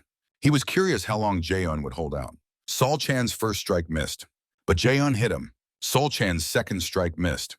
Jae-un struck him in the face, and the third strike from Sol Chan missed. The opponent began to get annoyed, calling Jae-un a rat and a coward, but those words didn't bother him. Sol Chan made a fourth attempt, but it was all in vain. Hobang asked if it turned out that Sol Chan wasn't a superhuman, just a bit more talented. In that case, there was nothing to worry about, since Jae-un would win. Gay reminded him that she said Sol Chan was much better than an ordinary person, but Hobang didn't believe her. After all, Jae-un was extraordinary. When it came to boxing, Hyun was definitely not an ordinary person. And that irritated Sol Chan. He was like a cocky version of Hobang. He tried to hit Jae-un, but his technique and skill were unbeatable. And Sol Chan was annoyed that his opponent seemed to not be fighting at all. Then Director Peck came in and announced that the first round was over. Sol Chan just cursed. Suddenly, Jae-un finally spoke to him and asked him to be more polite. But that only made Sol Chan laugh. And he asked him to repeat that after the second round. If he could, of course. Meanwhile, the fight began. Jae-un's tactic was the same, and Sol Chan didn't know how to fight any other way than just swinging his fists. However, he was getting hit by the champion, but he still couldn't land a single decent blow. Jae-un managed to dodge and strike. He did everything so naturally, it resembled some kind of dance. Suddenly, Sol Chan couldn't keep his balance, after which he just fell down. It was so humiliating. Sol Chan cursed. Jae-un told him that he fell because his stance was useless. Now he began to mock him, saying that his 2-month-old brother would fight much better. Sol Chan was very rude. He reminded him that his fists didn't feel pain. Jae-un just asked Sol Chan to try to defeat him since he was here for that, right? The opponent got so angry that he promised to kill the champion. Meanwhile, not much time had passed, but it wasn't little either. Director Pak was angry. Director Kim was disappointed. But Shu Dao was happy. Hobang told Gay that he was right. Sol Chan was barely breathing. Of course, he was unscathed. But Jae-un wasn't tired at all. Director Peck said that was enough. Jae-un asked Sol Chan if he really thought this was boxing, as it looked more like a street fight. He looked and realized. Wrong stance, no support, no defense, just wild swinging of fists. He was still doing well only because of his great endurance. Sol Chan shouted for Jae-un not to get cocky over a lucky win. Jae-un said he was sorry. After all, Sol Chan had good potential, and the champion would want his opponent to give it their all. Then he was sure it would be a good replacement for him. Meanwhile, the scene shifted to the parking lot, where the coach praised Sol Chan. He told Sol Chan that he could leave since he had mentioned his plans for the evening. But the guy suddenly fell silent and seemed to have nowhere to rush.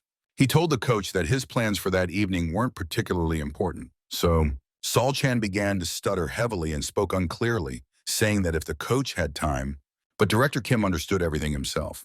He called Sol Chan to follow him, and he immediately agreed. Meanwhile, 3 months had already passed. The scene shifted to the seaside at the lighthouse. There, a couple was taking pictures. To be precise, the guy was photographing his girlfriend. They were having such a great time together. Night, romance, just the two of them. Not too many people around. She didn't like it when it was too noisy. But why were there almost no people? It was so nice here. The guy was surprised that she hadn't heard. The story about the ghost. At first, there were many more people here. The guy's voice was so strange that she really got scared. He even said that in the whole country, people disappeared most often here. She realized they were trying to scare her, so she started hitting her boyfriend for it. Even though he swore it was true. As a sign of reconciliation, he suggested they take a joint photo. In that photo, there was something strange. A ghost? Meanwhile, the scene shifted to Gay's house. By the way, there she was, sitting on her phone. Shadal said she was jealous that Gay had summer vacation. She said they should have one for adults too because they also needed a break. Her peace was interrupted by a shadow looming over Shadal. It was Gay who wanted to know what had happened to those two. The sister said they just disappeared. Missing adults in Korea are classified as runaways. No investigation will be conducted until a crime is discovered. Gay found this strange because there had been so many disappearances in that area. Just last year, they reported 66,000 runaways. Gay was staring intently at her phone. Suddenly, her eyes turned bright yellow. She saw that in that photo, it wasn't a ghost, but a superhuman. Shadao was constantly amazed at how Gay could distinguish their color even in photos.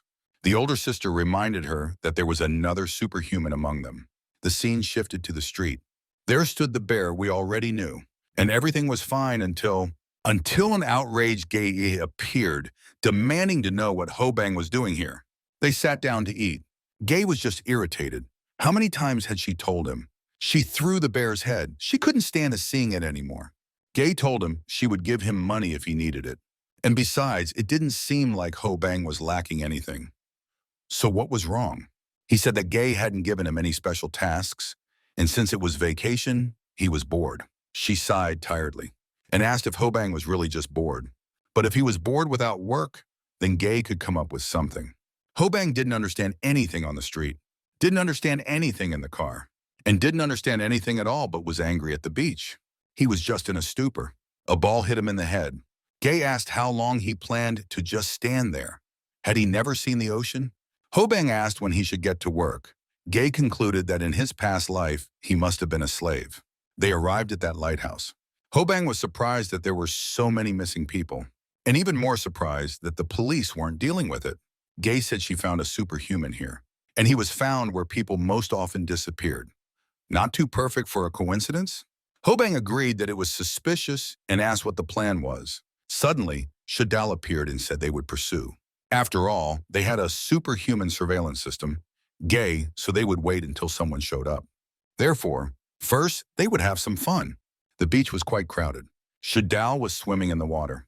Gay was on the shore and was already feeling quite hot. Suddenly, someone brought a drink. It was Hobang. He said 5 hours had already passed, so he asked Gay to take a break. But she said she didn't drink soda. Meanwhile, evening came. Gay stood by that lighthouse, looking at that photo, and at the place where it was taken. Was it there? Suddenly, 2 men appeared behind her. She called out to Gay. It wouldn't be accurate to say she wasn't scared at all, but there was hope that this was a clue to the riddle. But it turned out to be just 2 guys who said they liked Gay. Gay felt sad. This was not a clue to the matter. She simply turned away, leaving the guys in shock. They insisted they weren't being weird and offered to have some fun together if Gay didn't have company. She just told them to go away. But the guys didn't back down. They said they were locals and could give her a detailed tour. Gay asked them once more to leave, but they didn't hear her. After that, one of them put his hand on her shoulder and said she came here alone to have fun. But Gay didn't think so, if these idiots didn't understand words. Then Gay had other methods to explain things clearly to them. The guys were stunned. No one had ever treated them like that. Gay was furious. She ordered them to get lost and never touch her with their disgusting hands again. The guys started shouting and humiliating her, claiming she was attacking people for no reason. One of them said Gay had such a pretty face but such a terrible character. To which she replied that they both weren't exactly lookers, stupid perverts. While they were yelling at Guy, Hobang arrived. He didn't understand anything but came over to the shouting. He asked what happened, and Gay said these jerks were asking for trouble. They asked Hobang who he was. Before he could answer, that idiot was already flexing his muscles to compare himself to the teenager. A smile suddenly appeared on his face. Those jerks couldn't believe Hobang could be Gay's boyfriend or even friend. He looked like a worm. The teenager was shocked that he was mistaken for Gay's boyfriend. The blonde asked if Hobang even knew that his girl Gay had hit someone. He asked how they were going to pay for that. Hobang was outraged that Gay hit people. He didn't support that, but they started it first. He thought for a moment. Then he apologized to the guys, but said he didn't think they were hurt in any way. So he suggested they pretend they didn't know each other. But the blonde was furious. Did Hobang really think he had the right to judge them? His friend was smarter and said that Gay was the one who threw the first punch, so he suggested hitting them back for fairness. Hobang was shocked that they actually wanted that. The guys exchanged glances. After that, the blonde couldn't hold back and lunged. He decided Hobang wanted to be brave in front of the girl. So he punched the teenager in the face, after which he yelped like a puppy, claiming his hand hurt. Now he needed moral support from his friend. Hobang was blamed for it, but he was just standing there. Then the second jerk decided to jump on him too. Hobang tried to talk him out of it. But can you prove anything to idiots? Those screams could probably be heard all over the beach. Meanwhile, it was getting dark. There were fewer and fewer people on the beach. Those idiots sat sulking with their bandaged hands. The blonde was screaming and furious. What a disgrace! They were just school kids. Suddenly, his friend suggested teaching those kids a lesson. The blonde was already scared. After all, his hand. But was he an idiot? He could still walk. He suggested gathering the guys and beating those kids. His fragile ego wouldn't let him rest. The blonde thought about it. It was a good idea, as he thought. But first, they needed to find them somewhere. The scene shifted to a restaurant. There, Gay was outraged that she was being scolded. She agreed that she had acted wrongly.